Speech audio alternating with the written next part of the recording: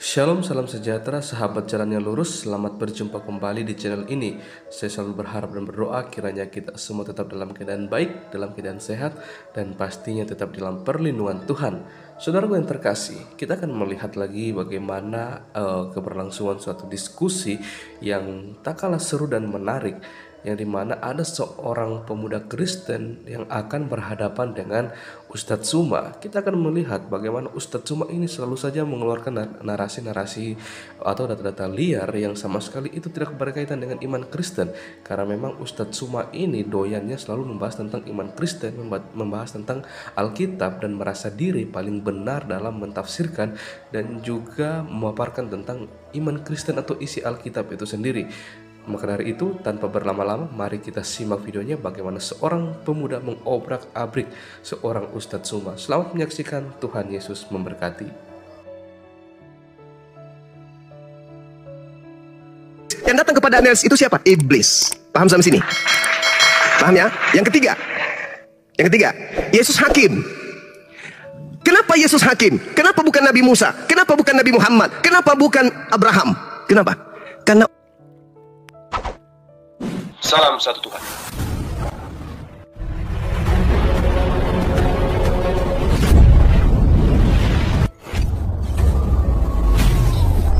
Ya, pengantar ini singkat para sahabat. dukung semua ya sahabat-sahabat kita channel Bensa News Muslim. Di like, di subscribe, di share sebanyak mungkin untuk supaya mencegah sahabat-sahabat kita di luar sana Tidak terpengaruh terhadap pemurtadan. Semoga Allah memberikan selalu sikap istiqamah. Salam satu Tuhan, Allahu Akbar. nggak ada yang menuhankan dia. Yesus turun kedua kalinya karena dia turun untuk menjadi hakim. Mau bukti? Mari kita lihat. Di dalam pengajaran Yesus yang dikabarkan kemudian oleh saudara-saudara Kristen sendiri melalui Matius 19, aku berkata kepadamu, sesungguhnya pada waktu penciptaan kembali anak manusia, Tuhan langit dan bumi bukan anak manusia, bersemayam di atas tahta kemuliaannya. Kamu, apa kata kamu di situ? Kamu yang telah mengikuti aku, berarti humais, kalian semua yang mengikuti aku akan duduk juga di atas kedua belas tahta Daud, tahta untuk menghakimi. Berarti yang ikut ke Yesus juga menjadi hakim. Bukan cuman Yesus, gugur lagi. Nah, saya teruskan sedikit. Kenapa Yesus turun menjadi hakim? Coba Anda lihat di dalam Yohanes 12 nomor 48. Apa kata Yesus? Barang siapa yang menolak aku, barang siapa yang tidak menerima perkataanku, dia sudah ada hakimnya, yaitu firman yang telah aku katakan kepada mereka. Firman itulah kelak yang akan menjadi hakimnya di akhir zaman. Saya ulang, Yohanes 12:48. Barang siapa yang menolak aku, tidak menerima firmanku, dia sudah ada hakimnya, yaitu firman yang telah aku katakan kepada mereka. Firman itulah kelak yang akan menjadi hakim di akhir zaman. Pernah nggak Yesus mengatakan kepada muridnya, akulah Alfa dan Omega? Pernah nggak Yesus mengajarkan kalau dia adalah yang awal dan akhir? Pernah nggak Yesus mengatakan akulah sang bintang timur? Pernah nggak Yesus mengatakan akulah Tuhan yang datang dalam rupa manusia? Nggak pernah. Berarti perkataan-perkataan itu yang muncul dari gereja itu tidak akan menjadi bahan penghakiman, materi-materi pengadilan nanti di pengadilan Yesus. Yang menjadi perkataan-perkataan yang menjadi sub-sub materi pengadilan Yesus adalah, aku diutus hanya kepada domba yang hilang dari Bani Israel. Aku tidak berkata-kata dari diriku sendiri. Waspadalah kepada pengajar palsu yang datang kepadamu nyamar seperti domba, padahal mereka adalah serigala. Aku adalah utusan Bapa. Hidup kekal itu adalah mereka mengenal engkau satu-satunya Tuhan dan mengenal aku yang engkau utus. Itu perkataan-perkataan itu. Kenapa? Karena Yohanes 17:8, segala firman yang engkau berikan kepadaku telah aku sampaikan. Berarti Yesus sudah menyampaikan firman sebelum terangkat ke langit. Tidak ada lagi firman ke Lukas, ke Markus, Matius, Paulus, tak ada lagi. Sudah selesai semua. Berarti yang ditulis Markus, Matius ini dan juga Paulus ini firman dari mana? Firman dari makhluk yang adalah roh halus yang mengaku Yesus yang tadi yang masuk ke alam kubur dan keluar pada hari ketiga dan dituhankan oleh orang Kristen. Firman dari sanalah. Makanya ketika Yesus yang asli datang menghakimi, muncul juga Kristen-Kristen pengikut Yesus palsu. Mereka berkata, Tuhan, bukankah kami telah bernubuat pakai namamu, bermujizat pakai namamu, mengusir setan pakai namamu? Apa kata Yesus yang asli? Pada saat itulah aku akan berterus terang kepada mereka Kristen, enyahlah daripadaku, kalian semua adalah pembuat kejahatan. Sungguh aku tidak mengenal kalian. Sakit nggak digituin sama Yesus? Sakit. Kenapa? Karena Kristen hari ini bukan pengikut Yesus Al-Masih, Yesus Kristus. Kristen hari ini adalah pengikut Hillel bin Zakar yang datang bangkit pada hari ketiga, yang dituhankan kemudian oleh orang Kristen. Coba lihat nih, kalau saya tanya adik, pasti adik ini kelepek-kelepek. Markus 16 nomor 12. Penulisnya mengatakan begini, Lalu Yesus menampakkan diri kepada kedua orang tersebut dalam rupa yang lain. Pertanyaan saya, dari mana Markus tahu kalau itu adalah Yesus dalam rupa yang lain? Itu adalah orang yang lain yang datang kepada orang-orang setelah Yesus terangkat ke langit. Karena dia mukanya tidak sama dengan muka Yesus asli, maka ditambah dalam bentuk rupa yang lain. Padahal Yesus berpesan di dalam Lukas 21 nomor 8, waspadalah kepada penyesat yang datang kepadamu dengan memakai nama Yesus dan berkata, akulah Yesus, waktunya sudah dekat, jangan kamu percaya. Makanya Yahudi masih Yahudi hari ini, Kristen berbeda. Semakin hari semakin jauh menyimpang ke kiri. Yahudi masih tetap ada. Kenapa? Karena mereka tidak percaya kepada makhluk halus yang datang mengaku sebagai Yesus. Jangankan makhluk halus yang datang mengaku sebagai Yesus, Yesus asli saja datang kepada mereka, mereka nggak percaya. Apalagi yang hanya suara dan hanya cahaya. Akulah Yesus yang kau aniaya. Cemen boy, kamu tidak dipercaya. Yesus asli aja yang datang ke Israel nggak dipercaya, apalagi cuma makhluk. Sayangnya Kristen percaya kepada makhluk halus tersebut.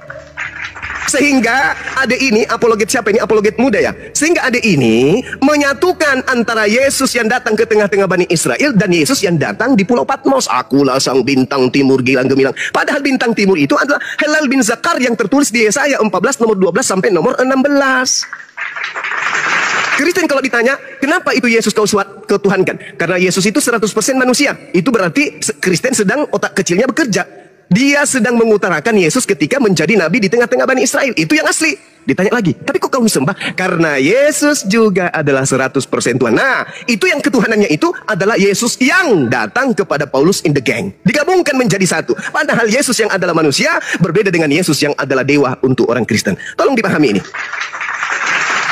Jadi kemanapun arah narasi yang Adinda bangun, itu akan ditabrak oleh ajaran Yesus. Tidak ada itu. Tidak ada itu Yesus datang menjadi manusia, menjadi Tuhan. Tidak ada. Bahkan kalau Anda cerdas nih, terakhir ya, 10 detik. Anda lihat di dalam 2 Yohanes 1 nomor 7. 1 Yohanes 2 nomor 7. Siapakah penyesat itu? Bukankah dia yang pergi ke seluruh dunia, yang tidak mengaku Yesus datang sebagai manusia? Kalau Anda mengaku Yesus datang sebagai manusia, maka Anda tidak akan pernah mengatakan, dan Yesus juga adalah Tuhan. Kenapa? Karena kalau Anda keluar dari konsep kemanusiaan Yesus, maka Anda jatuh kepada antikristus. Barang siapa yang mengatakan Yesus Tuhan, barang siapa yang mengatakan Yesus bukan manusia, maka dia adalah antikristus. Makanya diusir. Begitu Bung, silakan. Mohon maaf kepanjangan, silakan. Ya, terima kasih Bang. Tadi saya sedikit tanggapi ada beberapa hal yang Abang sampaikan tadi. Abang mengatakan bahwa yang pertama mengenai tentang hakim ya. Jadi tidak mungkin ada seorang yang menjadi hakim tanpa ada yang disebut sebagai terdakwa di sini. Itu yang pertama. Nah, apakah narasi ini Abang memaknainya sebagai karena orang-orang Kristen itu menganggap bahwa Yesus itu Tuhan, makanya justru kedatangan Yesus diizinkan menjadi hakim, justru menghakimi orang-orang Kristen karena telah menganggap Yesus sebagai Tuhan. Nah, itu yang pertama kan tadi Abang sampaikan. Kalau memang benar seperti itu narasinya, saya akan membantahnya begini Bang. Di dalam Yesus mengatakan bahwa bukankah kami telah bernubuat demi namamu, bukankah kami telah mengusir setan demi namamu. Jadi di sini Yesus sedang mengatakan bahwa inilah kamu sekalian pembuat kejahatan. Nah, bahkan ada juga satu dalil yang Yesus katakan seperti ini. Apabila hidup keagamaanmu tidak lebih benar daripada orang-orang Yahudi dan orang ahli Taurat, sesungguhnya kamu tidak akan masuk ke dalam kerajaan surga. Jadi sebenarnya begini, kalau kita melihat ya penjelasan Yesus di sini, Yesus tidak pernah mengatakan oleh karena sebab orang Kristen mengatakan Yesus itu adalah Tuhan, maka berakibat mereka itu diusir atau tidak diselamatkan. Bukan begitu Bang pengertiannya di sini. Pengertiannya adalah ketika Yesus tadi mengatakan jikalau hidupmu tidak lebih benar daripada hidup keagamaan orang Yahudi, kamu tidak akan masuk ke dalam kerajaan surga. Artinya apa di sini? Kalau kita melihat kelakuan atau sifat-sifat dari orang-orang Yahudi ini, mereka ini suka-suka mencari-cari kesalahan orang. Kalau kita membaca seluruh rangkaian cerita dalam Alkitab, ada begitu banyak hal yang terjadi dan tidak pernah ada orang Yahudi dan tidak pernah ada orang, maksudnya gini, dan tidak pernah ada orang-orang Yahudi yang tidak ada di situ. Pasti semua ada di situ. Mereka ini adalah orang-orang yang setiap kali ada masalah selalu ada di situ. Jadi makanya Yesus memakaikan suatu nasihat ya kepada murid-muridnya. Jadi kalau hidup keagamaan tidak lebih benar daripada mereka, maka sesungguhnya kamu tidak akan masuk dalam kerajaan surga. Itu sudah jelas-jelas dikatakan kepada murid-muridnya. Nah, tadi kan Abang juga menarasikan bahwa murid-murid Yesus ini adalah orang-orang yang akan menjadi hakim, duduk bersama-sama di atas tahta bersama-sama dengan Yesus. Kalau semisalnya Bang, nasihat ini yang dikatakan Yesus tadi kepada murid-muridnya, hidup mereka tidak lebih benar daripada orang-orang Yahudi, otomatis jelas mereka nggak akan pernah masuk surga Bang. Karena sesuai dengan penjelasan dalil yang Yesus katakan tadi tersendiri. Nah, tapi buktinya apa? Buktinya mereka kan duduk di atas tahta. Berarti gini bang, yang ditekankan Yesus adalah mengenai tentang pola hidup, perilaku orang-orang yang mengaku dirinya sebagai yang membawa ajaran Musa atau Taurat, tetapi tidak berlaku senonoh di hadapan orang-orang, suka mencari kepentingan diri sendiri. Mereka itulah adalah orang-orang yang ditolak. Makanya juga dikatakan kan, kamu telah bernubuat, kami telah mengusir setan demi namamu. Kemudian Yesus melanjutkan, kenyalah daripada aku, kamu sekalian pembuat kejahatan.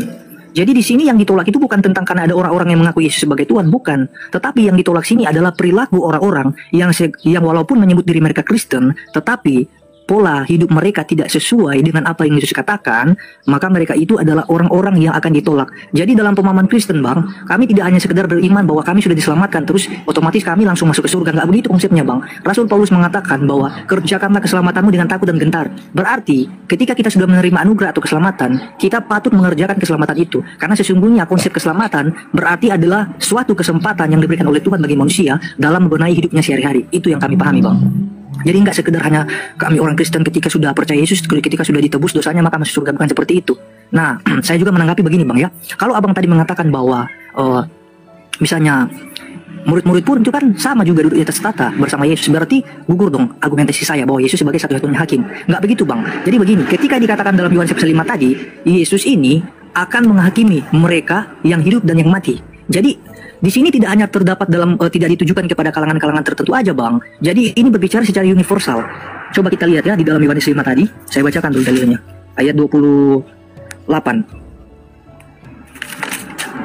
Janganlah kamu heran akan hal itu, sebab saatnya akan tiba bahwa semua orang dalam kuburan akan mendengar suaranya. Dan mereka yang telah berbuat baik akan keluar dan bangkit untuk hidup kekal. Tetapi mereka yang telah berbuat jahat akan bangkit untuk diukur. Nah, ada dua bang, penghakiman kepada orang yang jahat dan orang yang baik. Tentu tidak hanya segelintir orang yang abang masukkan tadi. Apalagi kalau kalau misalnya bang, abang memasukkan itu untuk kalangan Kristen, orang-orang Kristen yang menuangkan Yesus sebagai Tuhan, itu sebenarnya salah besar bang. Karena di sini apa dikatakan?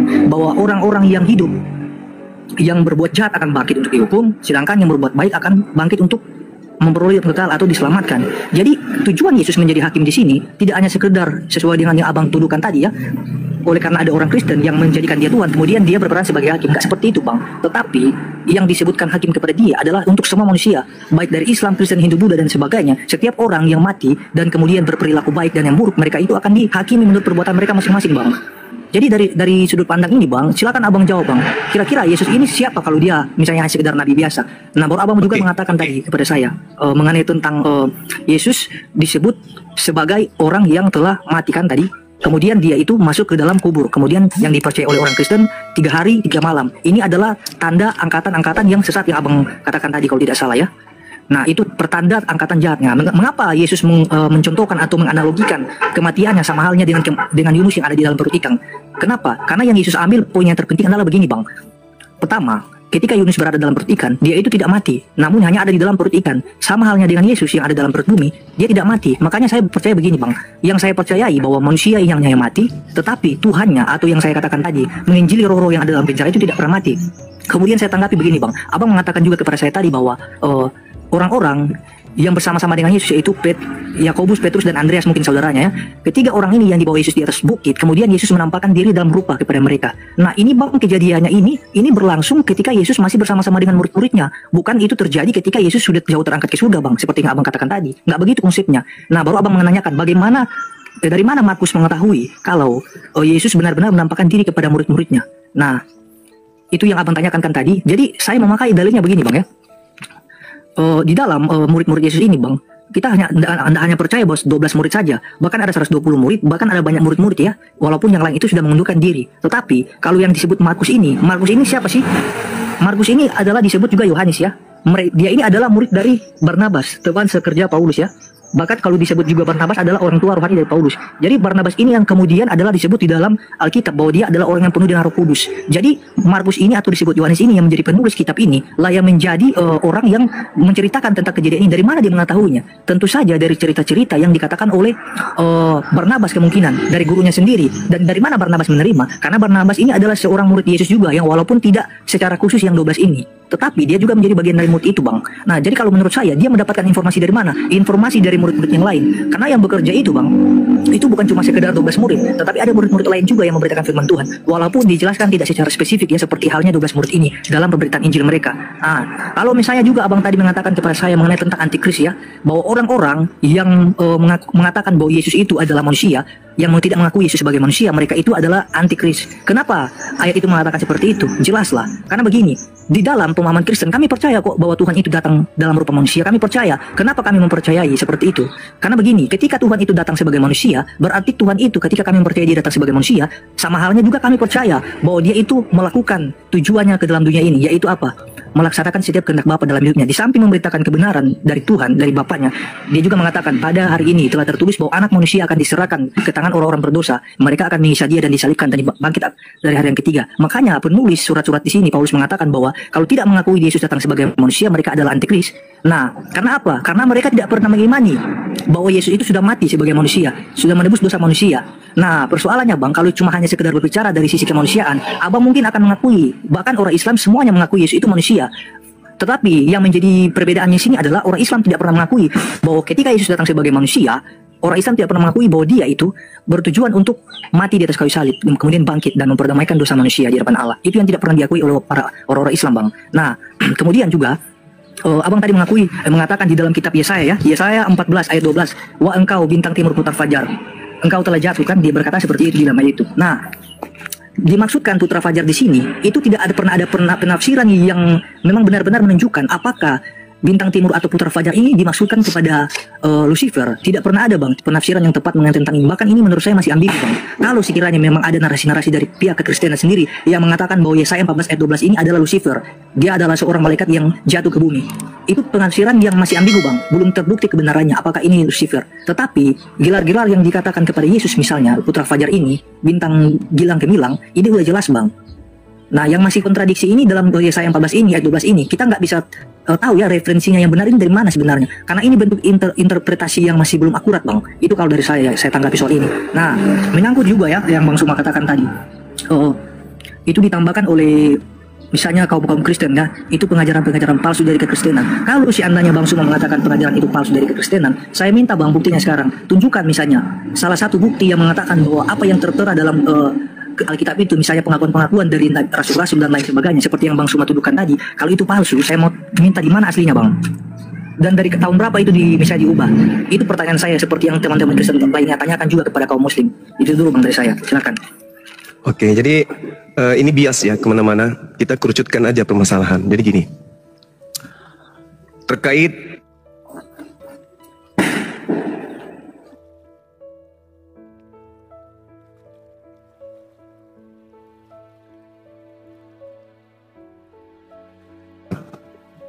mau tidak mau Anda harus akui itu. Yesus datang di tengah-tengah Bani Israel. Datang sebagai apa? Sebagai utusan, sebagai Mesias. Menurut siapa? Menurut Yesus dong. Kesaksian Yesus, aku datang memberikan kemudian kesaksian yang lebih penting daripada kesaksian Yohanes, bahwa semua pekerjaan aku lakukan adalah pekerjaan yang membuktikan dan bersaksi bahwa engkaulah yang telah mengutus aku. Selesai. Yesus adalah utusan Tuhan. Nah, kemudian Anda mengatakan semua Kristen percaya Yesus datang sebagai manusia. Kami juga umat Islam percaya Yesus datang sebagai manusia. Bedanya kami dengan Kristen, kami bukan pembohong, kami bukan penyesat, kami bukan penipu. Yang penipu itu lain di mulut, lain di praktek. Mulut Anda mengatakan Yesus datang sebagai apa? Sebagai apa? Sebagai manusia. Prakteknya di gereja, Yesus sebagai Tuhan. Munafik, pembohong, pendusta, penyesat. Makanya dikatakan dalam kitab saudara, siapakah Planos itu? Planos artinya pembohong, penipu, penyesat. Bukankah dia yang pergi ke seluruh dunia, yang tidak mengaku Yesus datang sebagai manusia? Itulah pendusta itu, itulah antikristus itu. Pembohong, lain di mulut, lain di praktek. Mulutnya mengatakan cinta, prakteknya benci. Mulutnya mengatakan manusia, prakteknya Tuhan. Pembohong, penipu. Maka antikristus itu jelas adalah Kristen. Karena dia adalah antikristus, segala upaya dilakukan supaya Yesus ini menjadi Tuhan. Nah, sekarang berbicara mengenai angkatan jahat, kita kerucutkan ke situ. Kenapa Yesus menghubungkan angkatan jahat dengan kebangkitan pada hari ketiga? Kalau Anda mengatakan di dalam Yesaya 14 tidak ada Lucifer, Anda bohong atau Anda belum belajar. Yang punya kitab orang Yahudi. Siapa orang Yahudi ini? Mereka yang memahami Yesaya 14. Anda bukan pemilik kitab. Di situ mereka menganggap ini adalah iblis, Satan, Lucifer. Coba Anda versi KJP, buka Lucifer. Yang ingin menyamai Tuhan itu siapa? Iblis kan? Jadi jangan nutup mata. Jadi yang dimaksud Yesaya 14 itu adalah iblis yang turun ke dunia orang mati. Kenapa Yesus memberikan itu sebagai simbol angkatan jahat? Ya namanya kejahatan. Kejahatan simbol iblis. Saya uraikan singkat. Penyaliban terhadap Yesus ini, apakah itu diizinkan oleh Tuhan? Tidak. Siapa yang memprakarsai kemudian penyaliban? Iblis. Bisa tidak Yesus itu disentuh oleh iblis? Tidak. Bisakah Yesus itu dicelakai oleh iblis? Tidak. Ada pengakuan Yesus? Ada. Tertulis di mana? Di Yohanes 14 nomor 30. Tidak banyak lagi aku berkata-kata dengan kamu, sebab penguasa dunia ini datang, dan ia tidak berkuasa sedikit pun atas diriku. Penguasa dunia ini datang. Siapa itu? Iblis. Apakah iblis berkuasa atas diri Yesus? Tidak. Kalau tidak berkuasa, berarti Yesus gagal disalib. Ingat, Yesus dikhianati. Yesus dibuatkan kesaksian palsu. Yesus dibuatkan tipu muslihat. Apakah berhasil? Kata Yesus tidak. Iblis tidak akan pernah sedikit pun berkuasa atasku. Berarti yang disalib ini siapa? Yang turun ke dalam kubur ini siapa? Menurut Paulus orang terkutuk. Menurut Musa orang terkutuk. Ulangan 21 nomor 22 nomor 23. Apabila engkau menghukum orang yang melakukan dosa yang sepadan dengan hukuman mati, jangan kau biarkan mayatnya semalam-malaman. Sebab siapa yang dikutuk oleh Tuhan Elohim, jangan kau biarkan mayatnya menyentuh tanah yang diwariskan kepadamu. Jadi yang digantung di atas salib ini siapa? Orang terkutuk. Yesus. Kok bisa? Kok bisa Yesus terkutuk? Apa alasannya? Apa dosanya Yesus sampai dia terkutuk? Enggak mungkin. Yesus mengatakan iblis sedikit pun tidak berkuasa atas diriku. Berarti yang turun ke kubur dan yang keluar dari kubur dan yang engkau tuhankan hari ini itu adalah iblis. Angkatan jahat. Angkatan jahat. Angkatan jahat. Anda mengaminkan angkatan jahat. Bagaimana dengan murid-murid Yesus? Anda lihat di dalam Markus 24 nomor 9, nomor 10, nomor 11. Anda baca. Di dalam Lukas 24 nomor 9, nomor 10, nomor 11. Anda baca. Ketika kemudian orang datang di kuburan, tidak menemukan kemudian jasad oknum tersebut, mereka datang melapor kepada 11 muridnya. Apa yang dikatakan? Hei murid-murid, ya paman, orang yang ada di dalam kubur itu hilang. Ah masa? Katanya dia sudah mati. Iya, cobalah kau pergi. Mereka tidak percaya. Murid-murid tidak percaya akan kebangkitan hari ketiga. Tidak percaya sama sekali. Meskipun demikian, Petrus menengok ke kubur. Apa yang dikatakan Petrus dalam hatinya? Apa yang sedang terjadi ya? Tuh. Kenapa Petrus bertanya dalam hatinya setelah melihat kuburan hanya ada kain kafan? Petrus bertanya, apa yang sedang terjadi ya? Andai saja Petrus dan kawan-kawannya angkatan jahat, maka semua mereka akan percaya kebangkitan. Malah ketika Yesus datang, di data nomor 37-nya, apa kata mereka? Apa kata Lukas? Mereka ketakutan sebab mereka mengira melihat hantu. Coba. Padahal harusnya kalau murid-murid ini angkatan jahat, harusnya mereka berlarian memeluk Tuhannya. Tuhan, kita sudah bangkit pada hari ketiga. Sebagaimana tanda yang kita minta. Ya guru, berikanlah tanda kepada kami. Tidak akan diberikan tanda kepada angkatan jahat selain tanda Yunus. Apa itu? Bangkit pada hari ketiga. Muridnya percaya enggak? Enggak, malah mengiranya melihat hantu. Tapi Kristen percaya bahwa kebangkitan itu adalah keselamatan. Siapa yang mengajarkan itu? Siapa yang mengajarkan? Iblis yang datang mengaku Yesus. Melalui siapa? Melalui Paulus. Mau bukti? Silakan Anda lihat di dalam Matius 12 yang saya bacakan tadi tentang angkatan jahat. Di situ Yesus menerangkan kemudian bahwasanya iblis masuk kepada orang yang bertaubat.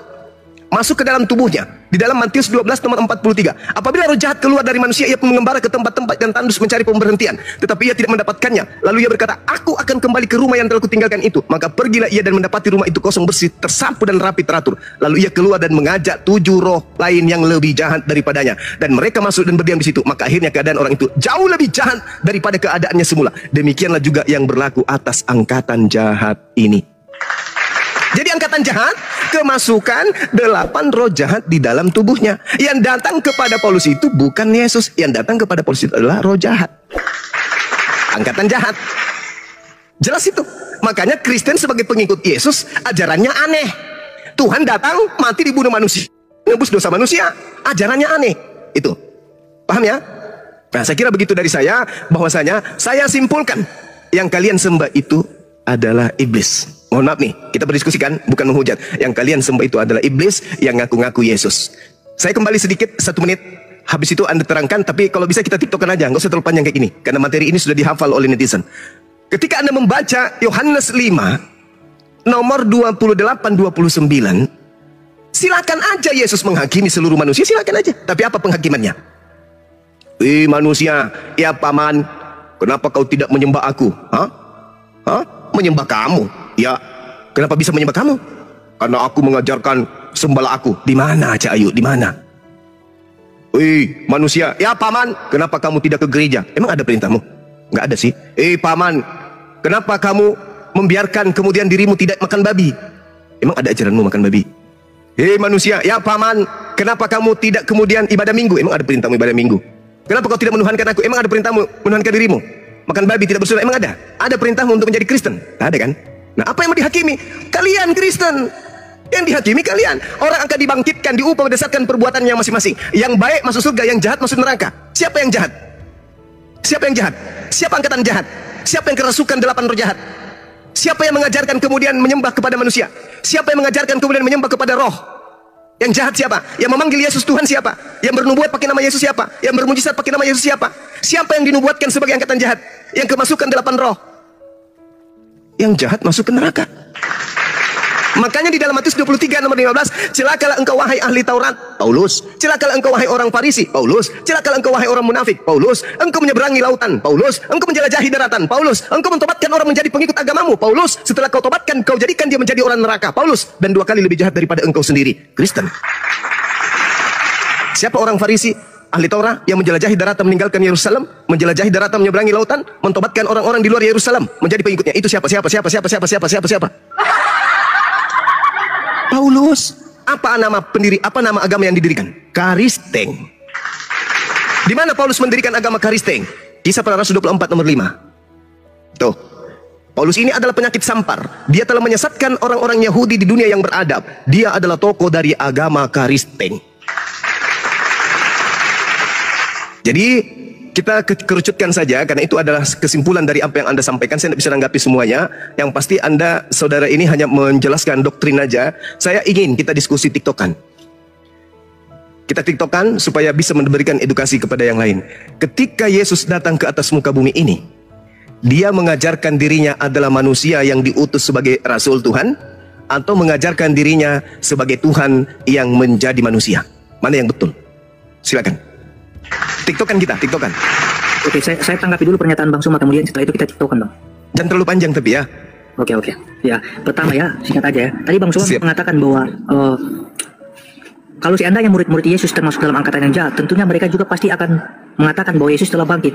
Nah, ini menurut saya kesalahan terbesar, Bang. Kenapa? Karena di dalam dalam Matius 27 ayat yang ke-63, dan mereka berkata, Tuhan kami ingat bahwa si penyesat itu sewaktu-waktu hidupnya berkata, sesudah 3 hari aku akan bangkit. Bahkan ada juga ayat-ayat yang banyak ya, jelas Yesus mengatakan ya, bahwa sesudah 3 hari dia akan bangkit. Dalam Yohanes 28, Yesus juga mengatakan di situ mengenai tentang Thomas ya. Thomas berkata, sebelum aku mencucukkan tanganku ke lambungnya atau ke jarinya, ke tangannya, maka sekali-kali aku tidak akan percaya. Dan ketika itu Yesus menampakkan diri kepada Thomas. Dia mengatakan ya, dia menampakkan diri kepada Thomas.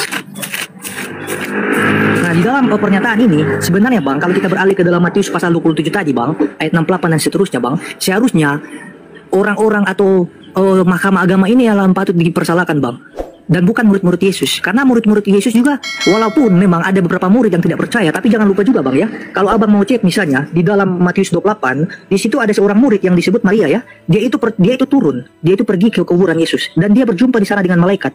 Dia mencek dan ternyata malaikat itu berkata kepadanya, akan tetapi malaikat itu berkata kepadanya, perempuan itu, janganlah kamu takut, sebab aku tahu kamu mencari Yesus yang disalibkan itu. Ia tidak ada di sini, sebab ia telah bangkit sama seperti yang telah dikatakannya. Marilah tempat ia berbaring. Dan segera sesudah pergi, katakanlah kepada murid-muridnya, dan seterusnya. Nah, di sini ada konfirmasi, Bang, bahwa ternyata yang Yesus sampaikan kepada murid-murid Yesus jauh sebelum Yesus disalibkan, itu sudah sinkron sekali dengan pernyataan di sini, Bang, dalam Matius 28. Bahkan juga, kalau seandainya Yesus tidak pernah dibangkitkan, atau itu adalah suatu dusta, Bang, mengapa murid-murid Yesus setiap kali menyampaikan kebenaran, termasuk Rasul Petrus, bahkan juga ada banyak saksi-saksi dari murid Yesus, mereka mengatakan bahwa Yesus itu telah bangkit. Yesus bangkit, Yesus bangkit. Ada banyak kok ayat-ayat yang bisa saya paparkan. Cuma kan sayangnya waktunya terbatas, Bang. Ada banyak, Bang. Kalau yang seharusnya dipersalahkan ini adalah mahkamah agama Yahudi sebenarnya. Mereka itulah yang membelokkan kebenaran, Bang. Yang tadinya mereka mengingkari kalau Yesus itu sudah bangkit. Mereka membuat suatu tipuan dengan mengatakan mayatnya sudah dicuri oleh murid-muridnya. Padahal sebenarnya Yesus jelas bangkit dari antara orang mati, Bang. Itu dulu, Bang. Nah, saya nggak mau panjang lebar, saya kembali kepada Yohanes 5 tadi, Bang. Yang abang katakan tadi itu nggak jelas, Bang, ya. Itu hanya sekedar ocehan dari abang saja. Karena apa? Bicara tentang penghakiman, Bang, itu berbicara secara universal, Bang. Tidak hanya sekedar kaum kekristenan tertentu. Nah, Abang Zuma juga nggak menjawab pertanyaan saya, ya. Kalau memang pernyataan-pernyataan dalam Alkitab ini itu palsu, kenapa Bang Zuma nggak bisa menunjukkan yang aslinya, Bang? Itu dulu dari saya. Kemudian, kalau misalnya tadi juga, Bang, Abang hanya sekedar misalnya berkata bahwa itu akan dihakimi oleh Kristenannya, itu orang Kristen yang akan dihakimi. Pertanyaan saya, Bang, kalau misalnya Yesus itu bukan Tuhan, Bang, kalau misalnya Yesus hanyalah seorang nabi biasa, kita kan udah sepakat nih dari awal bahwa hakim itu adalah Tuhan. Kenapa Yesus menjadi hakim, Bang? Kenapa? Karena bicara terdakwa ini bukan hanya sekedar Kristen, ya, tapi saya mengatakan tadi universal. Semua orang dari kalangan manapun, dari agama tertentu, agama manapun, itu akan dihakimi oleh Yesus. Dan bukan penghakimannya menurut Abang Suma katakan tadi. Beda, Bang. Saya bahkan nggak pernah bisa menjelaskan apa yang akan dihakimi. Tapi intinya kalau berbicara tentang penghakiman, jelaslah, Bang, untuk semua orang, Bang. Jadi nggak hanya sekedar dari pihak Kristen atau kalangan Kristen tertentu. Itu, Bang, dari saya. Dan Bang Suma nggak bisa menjawab ini, Bang. Kenapa Yesus menjadi hakim? Padahal yang kita ketahui hakim itu hanyalah Tuhan. Apakah bisa sang pencipta ini bisa memberikan kewewenangannya atau otoritasnya kepada ciptaannya atau yang dimaksud kepada Yesus ini? Apakah bisa, Bang? Sebenarnya Anda tadi itu sudah mendengarkan Matius 19 jelas bahwa pengikut Yesus juga menjadi hakim. Selesai ya, di situ. Tapi kan begini, Bang, tadi. Ketika Abang mengatakan mereka juga duduk di atas tahta, kan? Nah, itu kan yang mengangkat mereka kan Yesus kan, tetapi yang menjadi hakim satu-satunya, yang berbicara yang membangkitkan orang-orang mati, yang menjadi hakim satu-satunya yang mampu berbicara di atas segala macam otoritas, itu adalah kepada Yesus. Nah, jadi begini, saya pakai dalil satu, ya. Saya tunjukkan dalil juga ya terakhir. Misalnya, ya. Yesus mengatakan seperti ini, Bapa tidak menghakimi siapapun juga, tetapi melainkan telah memberikan penghakiman itu sepenuhnya kepada anak. Nah, jadi jelas di sini, Bang. Penghakiman itu seluruhnya kepada anak. Nah, karena juga murid-murid ini berasal dari Yesus, jadi mereka juga patut duduk bersama dengan Yesus. Tapi baik. Yang menjadi tolak ukurnya itu, Bang, tadi. Kita titokan, materi penghakiman Yesus apa? Saya nggak bisa jelaskan, Bang. Yang pasti Yesus menjelaskan materi penghakimannya. Yesus jelaskan. Ayo. Iya, dalilnya begini, Bang. Yohanes 5 kan tadi kan? Iya, itu kan enggak. kan? Anda mengatakan Yesus menghakimi seluruh umat manusia sehingga dia Tuhan. Oke, itu konsep agama Kristen. Sekarang begini, Bang. materi penghakiman Yesus. Alamak. Dari awal saya mengatakan begini, Bang. Ya, jadi begini, Bang. Saya mengatakan dari awal begini, oke lah, Bang. Saya ikuti dan narasi Abang dengan mengatakan bahwa Yesus itu bukan Tuhan. Nah, tetapi, ya memang dia bukan Tuhan, dia manusia. Ya, oke, ya. Tetapi ketika Abang mengatakan seperti itu, kenapa ada seorang manusia yang padahal sebenarnya manusia itu sendiri pun akan dihakimi oleh Tuhan, benar nggak? Ya, Yesus dihakimi memang, betul. Nah, kenapa Yesus lah sebaliknya menjadi hakim? Lah, karena kan tadi saya sudah menjelaskan, karena Yesus itu dituhankan di hadapan Tuhannya. Nggak patut, Bang. Kalau analoginya begini, Bang. Tidak mana ada penjelasan Alkitab bahwa ketika Yesus menjadi hakim oleh karena ada orang-orang yang menganggap dia Tuhan. Yohanes, ada, Bang. Matius 7 nomor 22 sampai 23. Bukankah kami telah berbuat mengusir setan demi nama, pada hari ini juga aku akan berterus ternyala daripada kamu sekalian, hai pembuat kejahatan. Kenapa mereka dikatakan sebagai pembuat kejahatan? Karena tidak melakukan kehendak Bapa. Berarti yang menjadi hakim di sini sebenarnya siapa? Oke, memang menjadi hakim Yesus. Oke, apa? Tunggu. Yang menjadi hakim di sini sebenarnya siapa? Yesus atau Bapa? Jangan Anda masih muda. Jangan gila di usia muda. Yang menjadi hakim di situ siapa? Bukan atas kehendak siapa? Atas kehendakku atau kehendak Bapa? Iya, memang Yesus mengadakan kehendak Bapa, tetapi kan berarti yang menjadi hakim di sini siapa? Tapi Yesus kan mengatakan, Bang, di dalam Yohanes juga dia mengatakan, Bapa tidak menghakimi siapapun juga, tetapi telah menyerahkan penghakiman itu sepenuhnya kepada anak. Penghakiman itu kemudian landasannya apa? Kehendak Yesus atau kehendak Bapa? Ayo. Memang ide itu bukan ide dari Yesus, tetapi kenapa? Ya, tetapi Yesus yang menjadi eksekutor. Ya jelas ya, dong. Kan? Yesus makanya Yesus berkata, "Enyahlah daripadaku, kalian semua pembuat kejahatan." Kenapa? Karena aku tidak pernah mengatakan sembahlah aku, tuhankanlah aku, ibadahlah kepada aku. Betul? Oke. Nah, siapa yang menjadi hakim? Tunggu, siapa yang menjadi hakim di situ? Iya, berarti Yesus. Tetapi yang pada awalnya idenya dari saudara masih muda, jangan gila permanen kayak bapak-bapak gereja. Yang menjadi hakim di situ siapa? Sesuai Matius 7 ayat yang keberapa tadi? Ya. Yang menjadi hakim di situ siapa? Yang sesuai konteks Matius 7 tadi. Iya, siapa yang menjadi hakim di situ? Ya Yesus. Nyala daripada aku. Kalian semua pembuat kejahatan, karena kalian menuhankan aku itu bukan atas kehendak. Bukan setiap orang yang berseru kepadaku, Tuhan akan masuk ke dalam kerajaan surga, melainkan dia yang melakukan kehendak Bapakku yang di surga. Pada hari terakhir, Siapa itu orang Bapak? akan berseru kepadaku. Siapa itu Bapak? Siapa itu Bapak? Iya. Yesus atau bukan? Iya, itu berbeda bang, itu berbeda bukan Yesus. Ya, begitu dong. Berarti yang menjadi hakim sebenarnya di sini siapa? Yesus atau Bapak? Sebenarnya yang menjadi hakim itu Bapa, tetapi Alhamdulillahirobbilalamin. Nah sekarang oke, sabar. Begini, jangan lupa juga Bang, Yesus kan mengatakan Bapa tidak menghakimi, tetapi telah menyerahkan semua penghakiman itu kepada Anak. Kalaupun memang Bapak itu sudah menghakimi, oke, Bapak punya penghakiman karena sudah banyak ya cerita-cerita juga ya. Ya, Tetapi kamu tahu kenapa penghakiman itu diberikan kepada Yesus? Iya, karena Yesus juga berhak untuk menghakimi. Oh salah, salah Anda. Yesus, kenapa dia diberi tugas untuk menghakimi? Karena Tuhan sudah memberikan semua firman kepada Yesus yang harus Yesus sampaikan kepada Bani Israel. Segala firman yang engkau berikan kepadaku, telah aku sampaikan kepada mereka. Yohanes 12 nomor 48. Barang siapa yang menolak aku, sabar. Barang siapa yang menolak aku dan tidak menerima firman yang aku berikan kepada Bani Israel, mereka sudah ada hakimnya, yaitu firman yang telah aku berikan kepada Israel, ke-12 muridku. Firman itulah kelak yang akan menjadi hakim di akhir zaman. Berarti yang menjadi hakim itu adalah firman Tuhan, perkataan-perkataan Tuhan yang datang melalui Yesus. Yesus hanya meluruskan, makanya dia mengatakan, aku tidak berkata-kata dari diriku sendiri. Berarti yang menjadi hakim adalah Bapa. Ya. Oke. Selesai. Jadi begini ya, ketika tadi abang mengatakan bahwa kan Yesus kan udah menjadi hakim nih bang ya, lewat firman-Nya. Jadi lewat firman itu Yesus yang melalui Yesus ya, semua firman sesuai dengan sabdanya. Nah sekarang sesuai dengan sabda. Oke, sebentar. Oke, silakan. Nah, menurut abang kira-kira apakah ketika Yesus ini yang menjadi seorang hakim ini bang, apakah abang mempercayai bang bahwa hakim ini adalah orang yang kriterianya tidak berdosa? Iya betul.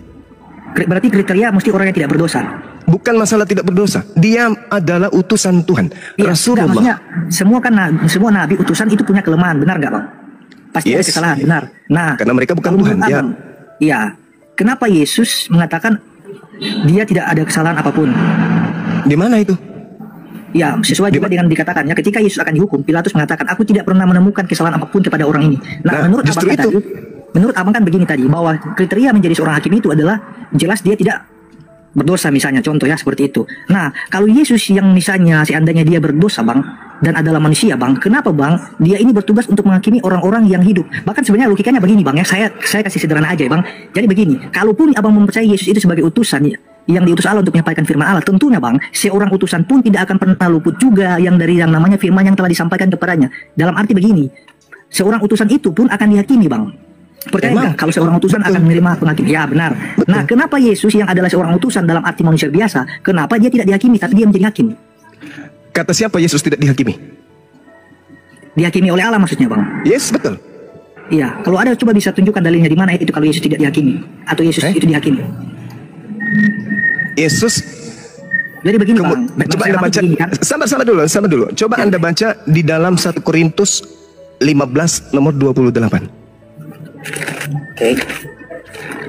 15 ayat 58. 28. Ayat 28. Tetapi kalau segala sesuatu telah ditaklukkan di bawah Kristus, maka ia sendiri sebagai anak akan menaklukkan dirinya di bawah dia yang telah menaklukkan segala sesuatu di bawahnya, supaya Allah menjadi semua di dalam semua. Oke. Kata takluk itu apakah dikatakan menghakimi ini bang? Yesus ditaklukkan. Yang ada cuma satu saja. Sabar dulu. Jangan Anda cuma bermain di kata-kata bung. Yesus itu tak ada lagi. Dia akan menjadi sama seperti manusia lain. Tidak ada lagi Yesus. Sama seperti makhluk yang lain. Kenapa Yesus menjadi hakim? Seibarat begini, saya adalah seorang pimpinan. Saya mengutus staf saya ke Ambon, staf saya satu ke Ternate, staf saya satu ke Jakarta. Mereka staf-staf saya inilah yang tahu tentang karyawan yang ada di Ternate, yang ada di Ambon, yang ada di Jakarta. Maka saya memberikan kemudian kepada mereka wewenang untuk memutuskan perkara yang mereka lakukan di sana. Sama seperti Yesus. Yesus diutus ke atas muka bumi ini kepada Bani Israel. Apa tolak ukurnya? Yohanes 12 nomor 48.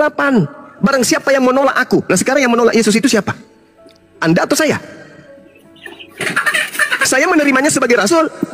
Anda menerimanya sebagai rasul, tapi Anda tuhankan. Anda menolak dia. Cara langsung Anda menolaknya karena Anda menganggapnya rasul. Aku datang sebagai rasul, tapi Anda justru menganggapnya Tuhan. Berarti Anda menolak kerasulannya. Dia sudah ada hakimnya, yaitu firman. Firman yang mana yang dimaksud Yesus? Firman yang pernah Yesus sampaikan kepada Bani Israel. Bukan yang datang kepada Paulus, tapi yang dia sampaikan sebelum terangkat ke langit. Firman itulah yang menjadi hakim kelak. Nah, kalau Anda mengatakan dia sebagai hakim, ya memang, karena dia dituhankan di hadapan Tuhannya. Makanya dikatakan enyahlah daripadaku. Kenapa demikian? Karena orang-orang ini tidak melakukan kehendak Bapa. Kehendak Bapakku adalah kalian menganggap aku rasul, supaya mereka tahu bahwa engkaulah yang telah mengutus aku. Berarti aku adalah utusanmu. Kehendak Bapakku adalah anggap saya utusannya, bukan saya adalah Tuhanku itu sendiri. Nah, kemudian Anda bertanya tadi, mana Injil yang diberitakan? Mana segala firman itu? Anda katakan kalau ada yang palsu berarti ada yang asli. Tidak begitu.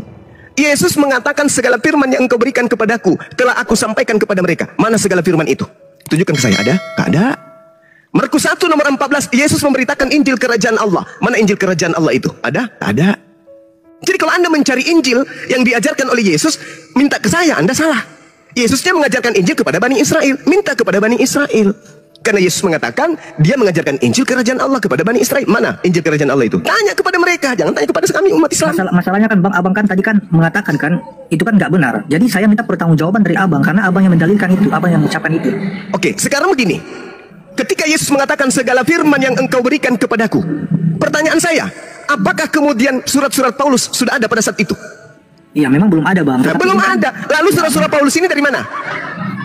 Iya, kalau misalnya saya mengatakan kepada abang begini, surat-surat Paulus ini adalah surat-surat, dia kan mengatakan begini, aku adalah seorang rasul yang bisa dipercayai.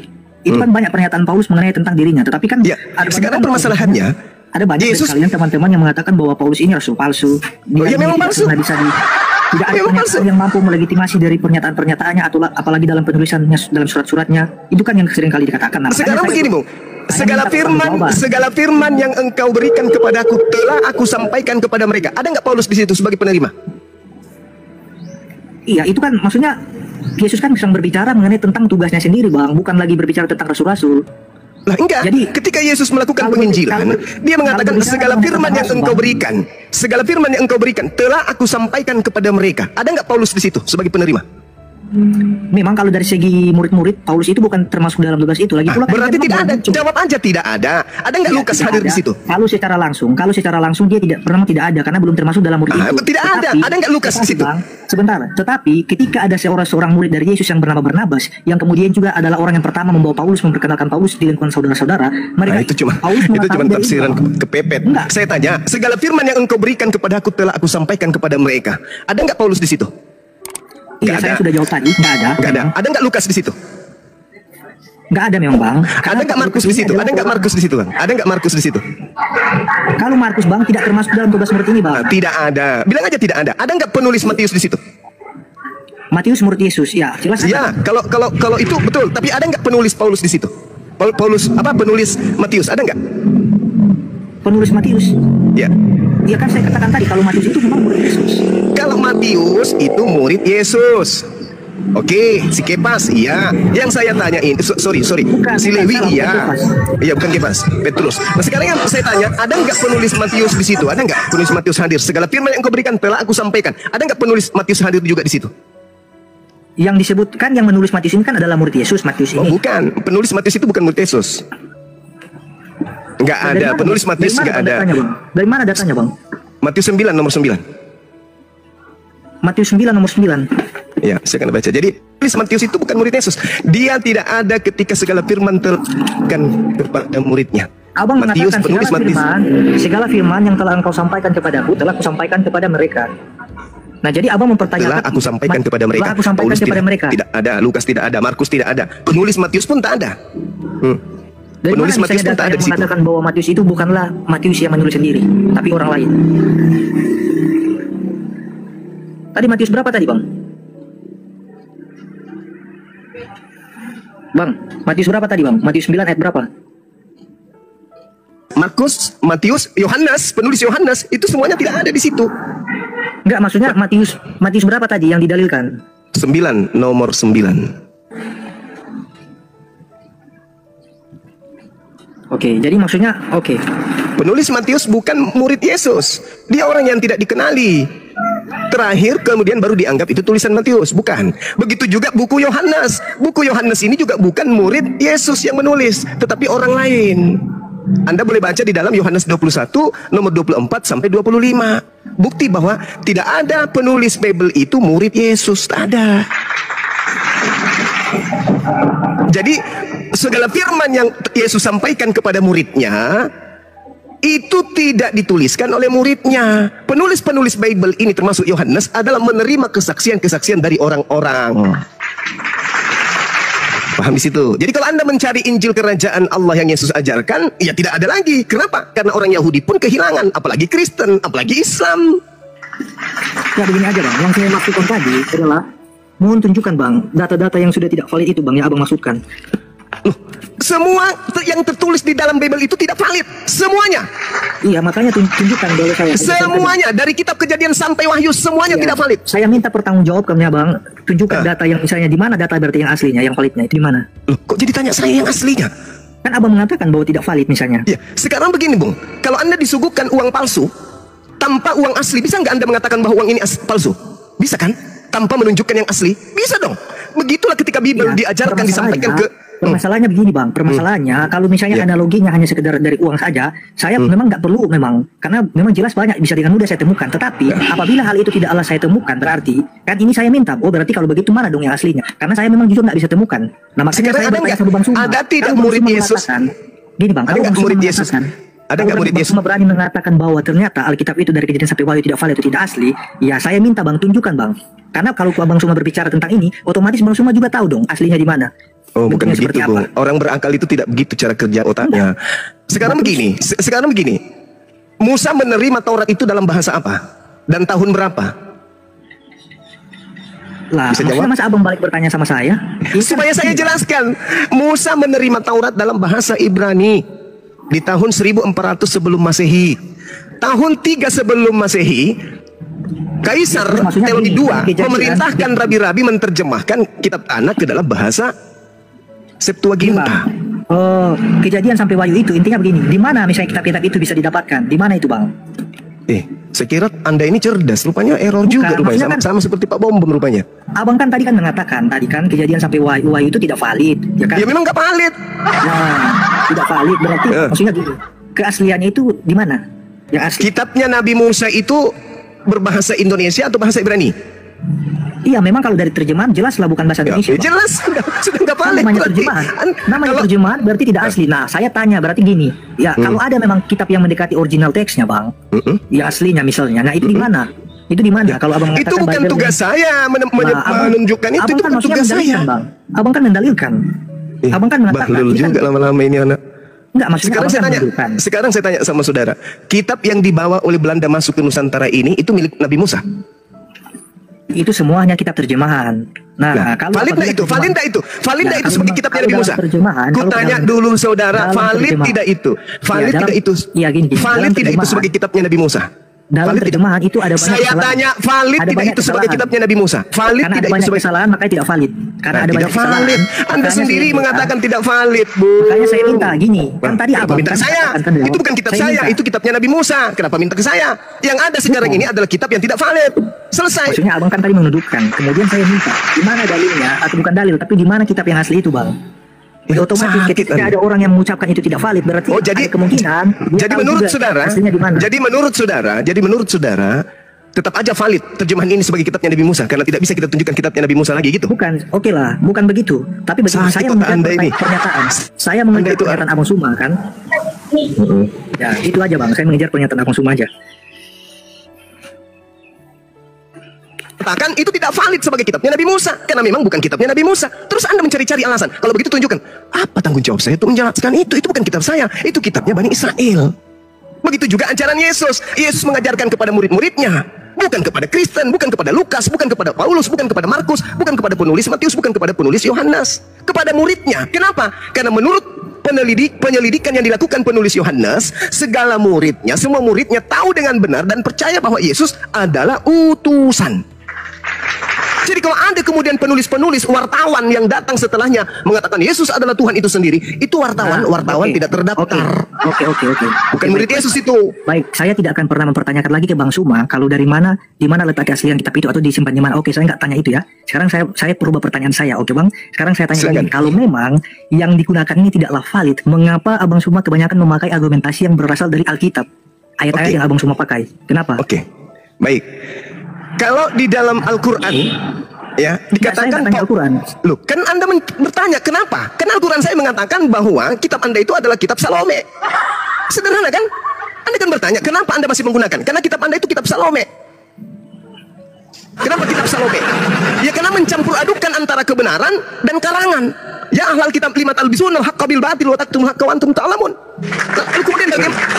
Itu.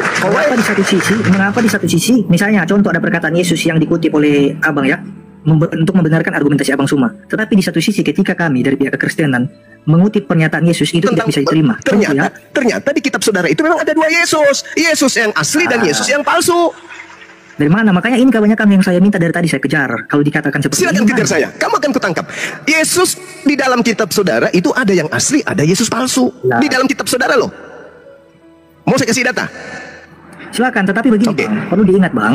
Saya minta Bang ya. Gimana Bang data yang mengatakan ya ini kebanyakan ya, misalnya ada dikatakan kami mengambil data ya dari perkataan Yesus. Contoh misalnya Matius pasal 28, kadangkala itu dikatakan bahwa kitab yang tidak valid atau hanya sekedar tambahan. Ya, betul itu. Betul, itu tambahan kan yang kalian katakan. Yes, Nah, betul. sekarang saya tanya balik Bang. Kalau itu Ya. tambahan berarti di mana misalnya ada pernyataan bahwa itu tambahan? Di mana ada kesaksian-kesaksian bahkan data-data yang mampu mendukung argumentasi dari Bang Suma? untuk Manuskrip, mengatakan- kodeks Ya, mana Sinaiticus kodeks Vatikanusnya? Saya minta kodeks Vatikanusnya dan kodeks yang lainnya mana? Kok saya lagi yang punya tugas itu? Kalian lah Iya, yang kan? punya tugas. Di dalam Bukan. Sinaiticus Vatikanus itu Kami tidak ada mempercayai, kemudian Bang. data 16, 17, 18, 19, 20 di dalam Kami Matius 28 mempercayai, itu. oke bisa tolong ditampilkan. Kami mempercayai bahwa Matius 28 itu bukan kitab tambahan. Nah, karena kami mempercayai itu bukan kitab tambahan dan Bang Suma mengatakan oh enggak itu kitab tambahan. Nah, tolong tunjukkan data untuk mendukung argumentasi dari Bang Suma. Oke, sekarang baca nomor 15-nya dari 28. Oke, logika aja. Silakan. Baca. Bukan isi itu kan akan keluar dari ayat, itu akan keluar dari Alkitab Bang. Kan begini, kita kalau berbicara manuskrip Bang, itu akan keluar dari Alkitab yang ada sekarang ini Bang, dari Matius 28 itu. Jadi mohon tunjukkan dari manuskrip yang mana, misalnya dari Kodeks Vatikanus atau kodeks apalah, yang berapa macam kodeks itu tunjukkan Bang. Sekarang begini, saudara. Saya Enggak, tanya kan dulu. Abang mengatakan, Saya tanya dulu saya akarnya cuma dulu saya tanya. minta- Saya tanya dulu akarnya. Matius itu ditulis tahun berapa? Ini dulu, akarnya dulu Waduh, tanya. bukan. Aduh. Ya, jadi begini, kalau misalnya saya mengakui Aduh. misalnya contoh ya, saya mengakui Bagaimana ini? kalau saya mengakui kalau tidak semua isi Alkitab atau tidak semua catatan-catatan tentang Matius itu saya hafal. Saya udah jujur nih, nah misalnya tentang wawasan saya. Sekarang saya tanya belum dulu, sampai. saya tanya dulu sama Anda, Tetapi Matius ketika itu Abang ditulis berada- tahun berapa? Itu dulu. Iya, saya belum bisa memberikan Ya misalnya sudah, jawaban, lalu untuk Pak. apa saya tunjukkan manuskrip? Kalau tahunnya itu saja sebagai Anda nggak tahu. bukti, itu sebagai bukti. Enggak begini kan, ketika saya mengetahui, otomatis kan dari belajar dulu Bang, benar nggak? Nah, Ya, terus kenapa Anda mengimani bukti. kalau tanpa Anda pelajari? Kan lucu. Nah, Berarti Anda apabila beriman misalnya- dulu tanpa Oke. pelajari lebih dulu. Oke. Iya, siap, Harusnya siap. Anda Oke. pelajari dulu baru imani. Kalau begitu Bang, silakan Abang ajarkan kepada saya dan tunjukkan data mengenai tentang apa yang saya imani dalam Matius 28 itu, bahwa ternyata itu Silakan Anda baca tunjukkan nomor data. 15-nya tanpa Enggak. kita tunjukkan. Nomor 15-nya yang Enggak, menentukan. saya nggak mau tunjukkan aja Bang. Itu Anda nggak mau, saya mau. Jangan Gimana dong? secara tekstual dalam Alkitab, tapi kita beralih, kita ke kode Oh, nggak Vatikanus bisa. aja, Bang. Kitab Kodeksnya. Anda yang Kodeksnya membuktikan kan- dirinya palsu. Kok jadi saya yang kodeks- membuktikan? kodeksnya Kitab kan Anda abang kan- sendiri. abang kan Kitab berbicara Anda kodeks sendiri Vatikanus. yang membuktikan dirinya palsu. Buka. Jadi abang- Matius enggak, 28 nomor 15. Buka dong. Jangan gengsi dong. Saya minta dari kode Saya Vatikanus, Bang. minta Anda baca Matius 28 Tadi nomor kan- 15. Silakan Anda masalahnya baca. kan abang kan mendalilkan tadi abang bilang begini bahwa Matius itu kitab tambahan 28. Ya, kitab memang tambahan. Ya, nah, Memang tambahan. dan abang juga mengatakan begini sama saya, kamu itu jangan hanya sekedar mengimani tapi belajar dulu dong. Ya harus. Belajar, Hanya orang bahlul yang beriman kepada sesuatu yang tidak dia tahu. Hanya orang oke. bahlul. Kamu Orang jangan bahlul. sekedar imani tapi belajar dong. Makanya itu bilang. Kenapa Anda tidak mau membaca nomor 15-nya? Kenapa saudara tidak mau membaca nomor 15-nya? Kenapa? Malu. Oke, Matius 15. Matius Matius 28 nomor 15. Coba Anda baca. 15 ayat 15. Gitu. Kalau mau cerdas itu Mereka begitu. menerima uang itu dan berbuat seperti yang dipesankan kepada mereka dan cerita tersiar antara orang hidup sampai sekarang. Nah, yang Nah, harus ini kan- tersiar sampai sekarang apa? Ya ini kan cerita tentang dusta Mahkamah Agama. Iya, yang harus tersiar sampai hari ini apa? Itu cerita itu bahwa Yesus tidak disalibkan. Oke, Bahwa Yesus tidak dibangkitkan. Siapa bilang aduh pendusta pembohong? Coba Ini baca ya, coba berita baca ya, yang coba. harus tersiar adalah tentang tentara upahan, betul? Iya, tapi juga Terus menyampaikan kenapa bahwa ada Yesus penambahan-penambahan berikutnya? Pergilah ke seluruh dunia, jadikanlah seluruh bangsa muridku. Yang mana yang harus tersiar? Tentang tentara upahan, atau beritakanlah, atau jadikanlah seluruh bangsa jadi murid? Yang mana yang harus tersiar? Ya, perkataan Yesus lah sendirilah. Kan beda, Bang. Ya itu dia tadi. Oke. Jadi yang harus Jadi tersiar begini, sampai cerita- hari ini tentang tentara cerita upahan. 28 ayat Bukan 11 pergilah ke sampai seluruh 15. dunia. Cerita Itu data 28 tambahan ayat 11 pergilah sampai seluruh 15 dunia ini itu. mengindikasikan Itu bahwa adalah ini adalah tambahan bersama-sama karena agama. orang-orang Roma Bersama-sama menginginkan agama. seluruh dunia menjadi pengikut penyembah roh. Dewa-dewa bukan. Romawi. Salah, Sehingga dia salah. menambahkan pergilah ke seluruh dunia, jadikan Bang. seluruh bangsa Salah. menjadi penyembah roh. Salah. Itu Silakan. itu Ini ada adik saya di sini. Ini ada adik saya di sini. Itu Anda akan berkontradiksi. tunjukkan. Dinda Jibril monitor. Berkontradiksi sebentar. Itu berkontradiksi. Apologetik sebentar, apologetik dek sebentar. Tadi kan kau minta data kodeks, ya kan? Ya, apa kau ingin minta data apa? Kodeks Jibril monitor. Assalamualaikum Waalaikumsalam warahmatullahi wabarakatuh. Waalaikumsalam warahmatullahi wabarakatuh. Nah ini ternyata masih awam sekali anak ini. Ya, saya bantah dulu ya pernyataan Bang Suma ya. Oke, Nggak saya perlu, dapat nggak perlu. masih Kau awal. cuma membantah ayam pun bisa. 11, 12, Silakan Dinda 13, Jibril. 14, 15. Jadi 11, 12, 13, 14, 15 ini Bang. Bisa ada nggak yang bisa menunjukkan manuskrip Matius? Bisa. Sebentar, sebentar. Silakan. Saya Enggak, berharap dulu ya, kau Bang. diam aja, kau diam. Kamu izinkan ilmu. saya, apologetik. Bang. Ilmu secuil, ilmu secuil. Oke lah, tapi aku nggak Diam, bisa diam. menjawab ini. Jangan melunduk. Diam, Ya. diam, adik, diam. Nanti dijawab. Besarin. Apologetik, kau kalau syahadat kau cerdas kau nih, betul cerdas. Kalau dia pakai otak sih, kalau asumsi Iya. susah. Malah saya nggak perlu saya bersahadat. Ya udah nggak usah, saya juga butuh bawa. Yesus jadi- bersahadat. Saya juga nggak butuh Islam, Bang. Iya, Islam juga jadi- kebetulan tidak butuh orang yang tidak punya otak. Lanjut. Kalau di sini dilihat di Mark chapter 16 ini 8. Ini kalau kita zoom in ya. Nah, ini cuma sampai sini. Ini bawahnya kosong. Jadi yang 8 sampai 20 itu nggak ada sebenarnya. Ini original teks ya langsung dari Sinaiticus. Nah, dan ini juga dikuatkan oleh Text and Canon Institute dari textandcanon.org. Ini di kekristenan. Kenapa di sini di list lagi list kodeks yang memang nggak punya ujung pasal itu. Jadi di Old Latin manuskrip Codex Bobenis ini nggak ada. Habis itu di Codex Syriac manuskrip nggak ada. Di Shidik manuskrip nggak ada. Di Christian Palestinian nggak ada. Di Aramaik nggak ada. Aramenian manuskrip nggak ada. Di Georgian manuskrip nggak ada. Jadi dari kekristenan juga udah mengakui bahwa memang ayat-ayat ini nggak ada di ujungnya. Ini kosong. Ini kalau saya zoom Ya. out, kalau saya zoom out memang, nah tuh kelihatan kan kosong. Matius 28 ini kan, Dek? Ini 16 9 ke 20. Iya, itu Markus yang dimaksud Matius 28. Matius 28.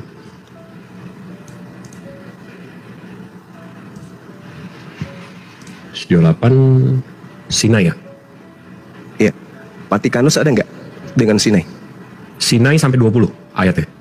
Kalau Vatikanus, Vatikanus saya belum cek.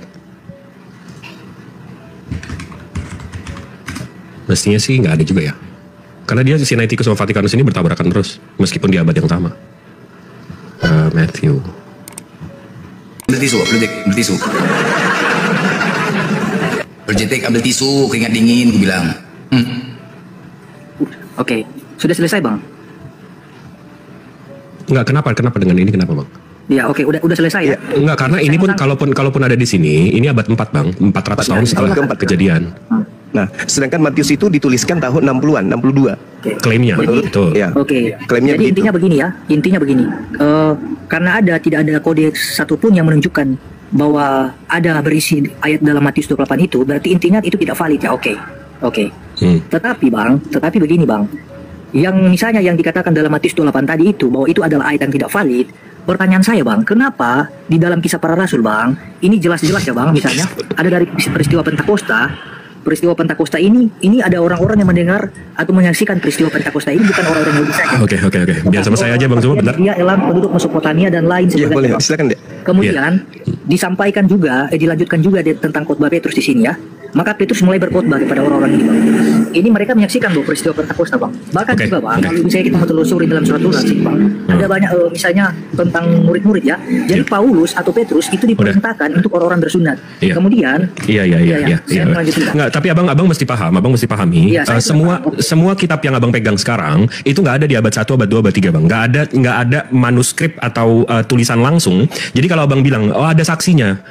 Mau di abad 1 mau 2 juta orang pun yang ngelihat. Tapi kalau dari 2 juta itu nggak ada yang nulis, itu berarti nggak ada buktinya bang. Karena di Bible abad 1, abad 2, abad 3 itu nggak ada bang. Jadi ini cuma imani saja. Tetapi kan begini Bang, ketika misalnya ada klaim-klaim bahwa ini tidak ada di abad pertama, abad kedua, dan abad kemudian, saya bingung juga ya. Ada yang membuat saya bingung. Kebanyakan justru dari Alkitab yang kami pakai inilah yang dianggap itu palsu, itu dijadikan argumentasi dari pihak lawan. Ya, terus kalau kita pakai oke, menurut Abang kita kalau mau mematahkan pola pikir Abang yang salah kaprah yang menuhankan dewa-dewa ini, kita mesti tunjukin apa? Al-Qur'an. Abang nggak akan mengimani Al-Qur'an, Abang nggak akan mengimani kitab yang dari abad 4 ini kan? Bukan persoalan apakah saya mengimani, bukan. Jadi begini, ketika disampaikan argumentasinya dan itu bersumber dari Al-Qur'an, ya itu karena kepercayaan kalian, kitab suci kalian itu valid menurut kalian, dan saya hanya sekedar batas mendengarkan. Tetapi apabila tapi Al-Quran saya bisa buktikan, saya bisa tunjukkan Abang sekarang Al-Quran yang abad 7 yang satu abad dengan Rasulnya, dengan penerima wahyunya, saya bisa cocokkan dengan Al-Quran yang 14 abad setelahnya, yaitu sekarang. Itu nggak ada perubahan. Sementara Abang nggak bisa melakukan itu. Biblos Abang abad 1 nggak ada, abad 2 nggak ada, abad 3 nggak ada. Saya tidak pernah mengatakan bahwa Al-Quran itu kitab yang tidak valid atau yang tidak asli. Enggak, saya nggak sampai di situ pemikiran saya. Tetapi yang saya heran adalah ketika dikatakan bahwa Alkitab ini adalah kitab yang tidak valid Bang, tidak ada di abad pertama dan abad kedua dan abad yang kemudian daripada itu. Nah, kenapa kebanyakan Alkitab yang kami pakai ini Bang, kebanyakan dijadikan argumentasi untuk membenarkan. Ya itu tadi saya tanya, kalau saya pakai Al-Quran, Abang nggak akan mengimani juga kan? Abang mengimani kitab Abang kan? Kami menunjukkan bahwa kitab Abang ini, menunjukkan bahwa kitab Abang ini nggak bisa dijadiin pegangan untuk iman gitu loh. Sekali lagi begini Bang ya, kalau datanya bersumber dari Al-Quran, kan saya sudah bilang, saya tidak pernah persoalkan, oke lah, mau urusan saya mau terima atau enggak, yang terpenting kalian pakai data yang dari kalian dan yang sesuai yang kalian imani. Tetapi kemudian kalau kalian memakai data dari kami yaitu Alkitab, dan kemudian di satu sisi juga kalian mengatakan ini standar ganda ya Bang, di satu sisi itu dijadikan sebagai suatu kebenaran untuk membela argumentasi kalian, tetapi di satu sisi itu dijadikan sesuatu yang bahkan disebut anatema ya. Abang tahu nggak kenapa kami membahas ini? Karena Abang menyamakan, Abang menggunakan kata Allah, Isa Al-Masih dan seterusnya. Kalau Abang pakai Theos, kalau Abang pakai Tuhan Abang, kayak orang-orang di luar negeri, kami nggak akan menyentuh karena Abang mengaku ini Injil, sementara ini Evangelion, beda gitu loh. Sekali lagi begini. Abang mau nyuri diksi kami, tapi nggak mau disentuh, gimana nih? Sekali lagi begini ya Bang, saya bukan berarti melarang Anda untuk silakanlah. Kemudian silakan kalau Anda ingin memakai argumentasi yang bersumber dari Bible. Maksudnya begini, bukan begitu. Kalau Anda ingin memakai ayat-ayat dari Alkitab, Abang napas dulu, santai aja. Anda misalnya, Anda ingin membenarkan argumentasi Anda lewat Bible, lewat ayat-ayat yang tertera di Alkitab, silakan. Nggak apa-apa, silakan. Tetapi jangan standar ganda dong Bang. Maksudnya? Giliran kami yang memakai, kalian bilang, oh ternyata ini Alkitab. Abang mau pakai apa? Abang mau pakai apa? Enggak, maksudnya kan kadang-kala kan saya diskusi nih Bang. Jadi saya diskusi, giliran misalnya saya menampilkan ayat, kemudian kan sesuai dengan pernyataan Bang Suma tadi, bukan Bang Suma, mungkin Abang yang mengatakannya tadi.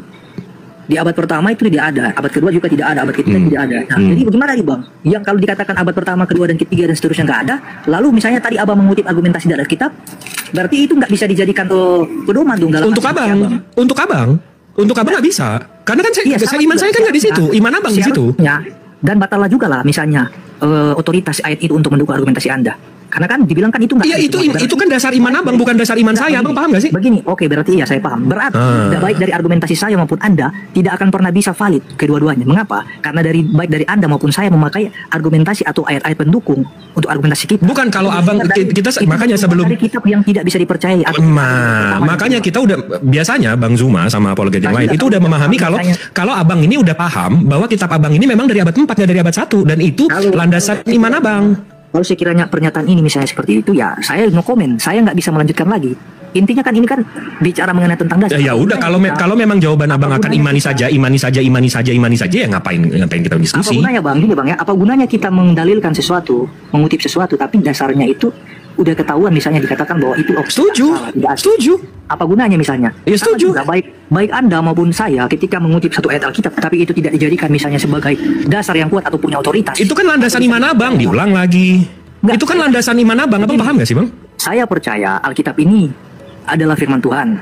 Tetapi Bang Zuma menggunakan landasan iman Abang untuk mematahkan argumen Abang. Valid dong, karena itu landasan Abang.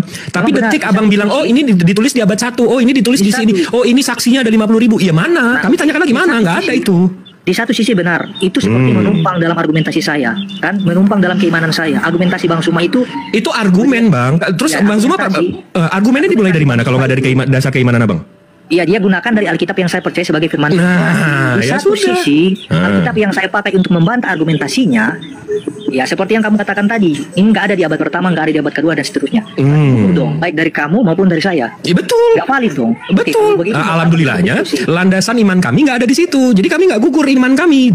Iman yang gugur itu iman abang. Makanya dari saya begini, apabila misalnya ini tidak lagi layak dipercayai misalnya oleh kalian, saya kan masih tetap percaya dan kalian nggak percaya. Oke.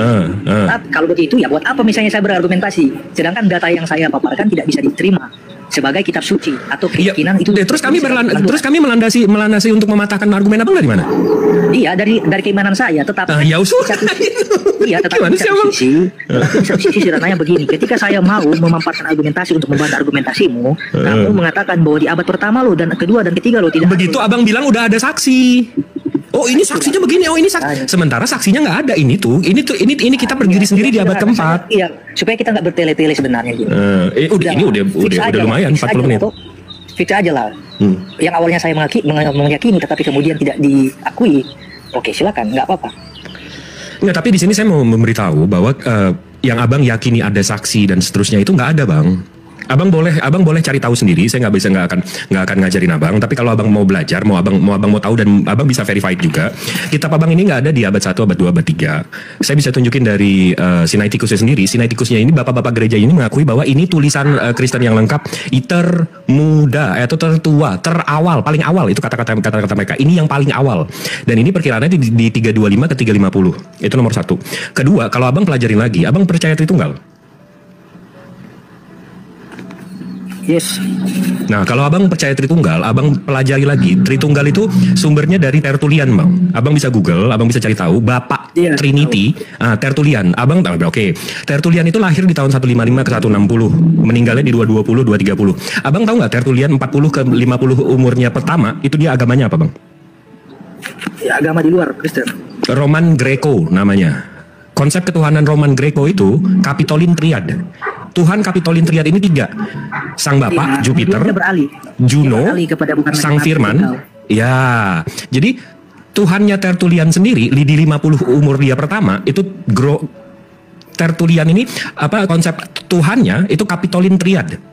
Bapaknya Jupiter, anaknya Sang Firman atau Juno, habis itu The Wisdom, Roh Kudusnya.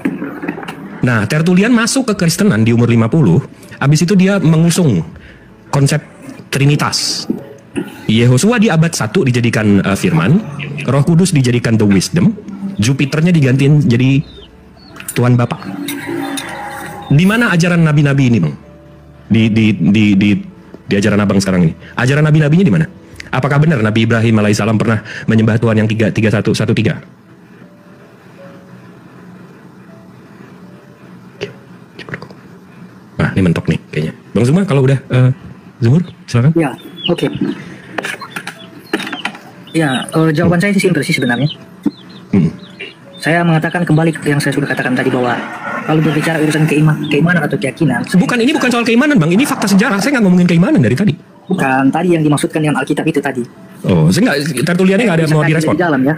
Saya jujur kalau misalnya saya belum bisa kaji lebih dalam mengenai tentang tokoh-tokoh orang-orang yang mencatat Alkitab, kemudian memaparkan data mengenai tentang ini. Makanya dari tadi pertanyaan saya sering kali mengulang-ulang bahwa apabila misalnya tidak valid, kemudian tolong dong tunjukkan datanya di mana.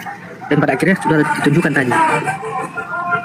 Nah, menyangkut tentang keyakinan, saya sudah katakan tadi bahwa kalau menyangkut tentang keyakinan, ya saya nggak bisa campur adukan ya. Jadi soal urusan orang mau percaya atau tidak, itu bukan urusan saya. Ya itu dari saya. Jadi soal Tertullian abang nggak ada mau respon sama sekali? Soal Tritunggal? Nggak ada, karena dia udah beralih ke dalam ajaran bidat. Oh, Tertullian bidat? Dia bapak Trinitas loh, Pak, bang. Bang, Tertullian ini bapak gereja nomor 1 di abad 2 loh. Iya, tapi kemudian menjadi Oneness. Oh, enggak, dia Tritunggal, Pak. Dia, ya Allah. Dia bapak pencetus pertama atau pelopor ajaran Tritunggal. Dia jadi mantan. Hah? Kapan? Coba cek data. Ini saya di depan datanya. Kapan tuh, Pak? Waduh, Bapak ngefitnah bapak gereja nih. Orang Oneness seringkali mengatakan itu. Tertullian ini bukan dia nggak tahu soal Oneness, abangku. Dia meninggalnya di tahun 220, 230. Dia belum ada Oneness. Dia bapak Tritunggal, abangku. Waduh, abang belajarnya. Karena saya catut nama dia untuk membenarkan narasi saya, abang langsung benci sama dia. Sampai abang fitnah, gimana? Carilah datanya. Kebanyakan orang-orang Wanes sering mengatakan seperti itu. Jadi abang menuduh Tertullian Wanes, sementara Wanesnya belum ada. Bukan saya. Itu pernyataan dari orang-orang Wanes. Iya, pernyataan orang Wanes. Mereka nggak suka sama Tertullian ini karena dia bukan orang Kristen awalnya. Dia bawa ajaran pagan dia ke dalam kekristenan. Mereka mengatakan bahwa Wanes, bukan Wanes tapi Tritunggal, itu adalah dipelopori oleh Tertullianus ini. Kemudian memang Tertullianus menjadi mantan dari Tritunggal. Itu nggak ada datanya tuh. Terus saya nggak tahu. Itu nggak ada tuh datanya. Itu dia. Enggak, tapi abang tetap nggak menjawab nih. Di mana nabi-nabi sebelum Tertullian yang menyembah Tuhan yang 3 in 1?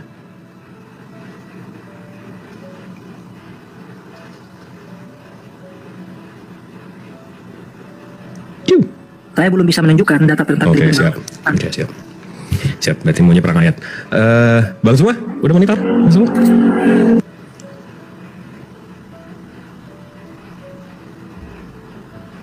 Lagi zuhur mungkin ya. Tapi kalau abang nggak mau dari segi sejarah dan ini, abang mengimani Tritunggal kan ya?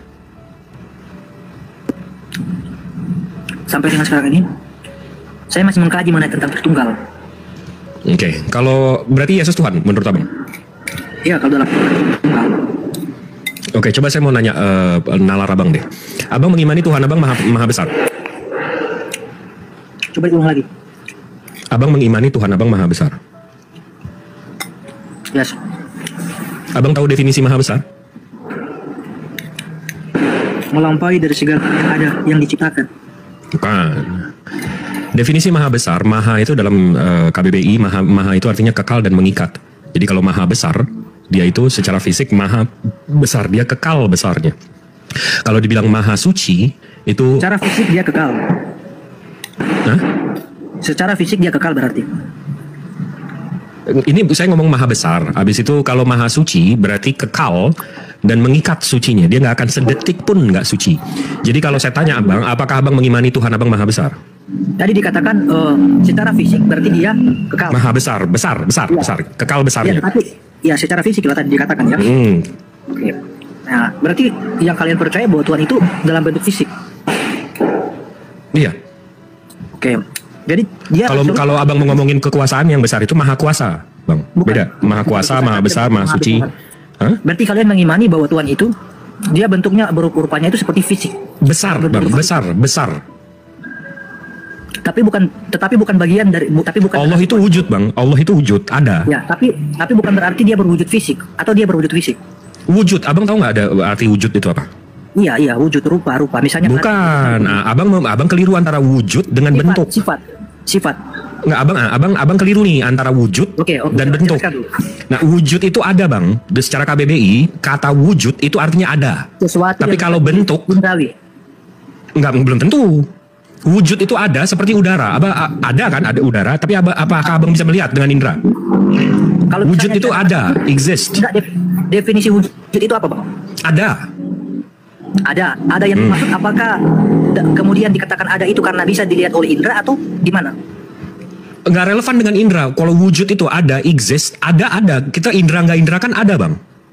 Iya, maksudnya begini, dari mana kita bisa mengetahui kalau ini berwujud sedangkan kita nggak bisa lihat?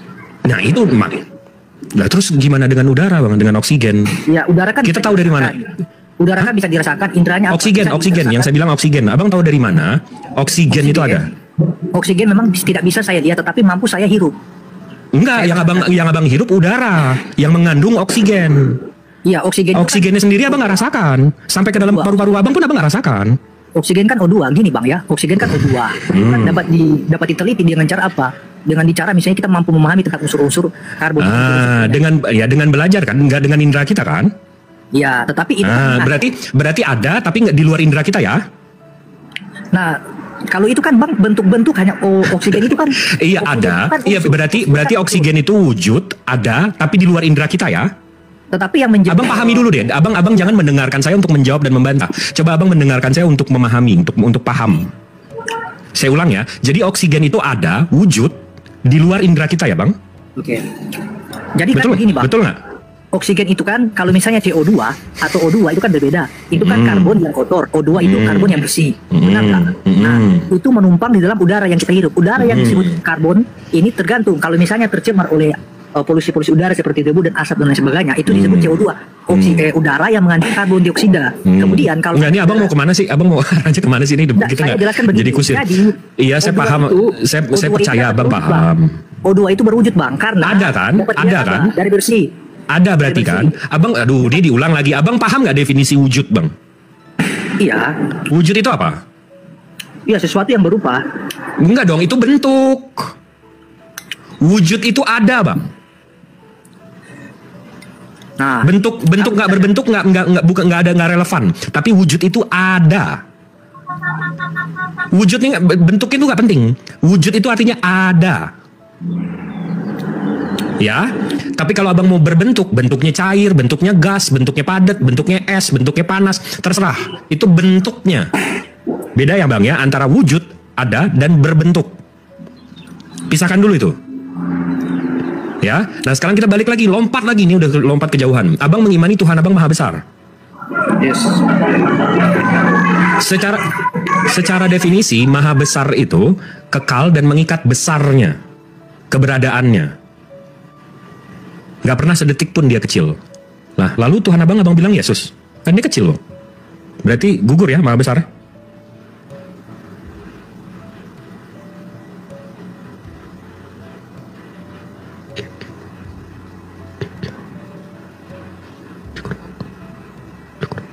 Mute-nya dibuka, Ter.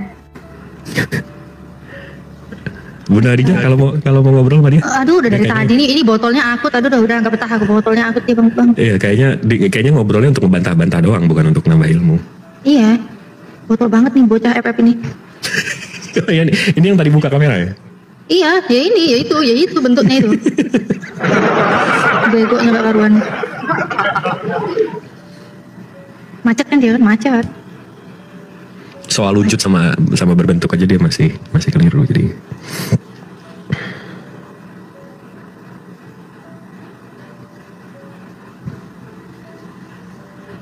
Seneng dia itu di mute itu, seneng dia. Apakah karena dia memiliki kehendak bang? Terus Ya. seolah-olah itu Apa gimana coba diulang. Tadi abang kemute. Saya pelan-pelan ya, saya pelan-pelan. Enggak kemute, bukannya kecepatan. Kemute tadi abang saya enggak. Ya tadi saya nggak tahu ya kalau di mute. Nah, kita kan sepakat bersama-sama bahwa kemahabesaran itu artinya kekal kan.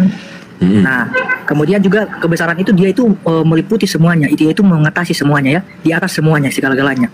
Nah, tapi bukan berarti ketika Maha dia besar, memiliki maha besar. Tadi kita lagi mendefinisikan maha besar. Habis itu saya tanya sama abang, Yesus itu pernah kecil, berarti Tuhan abang kehilangan maha besarnya ya?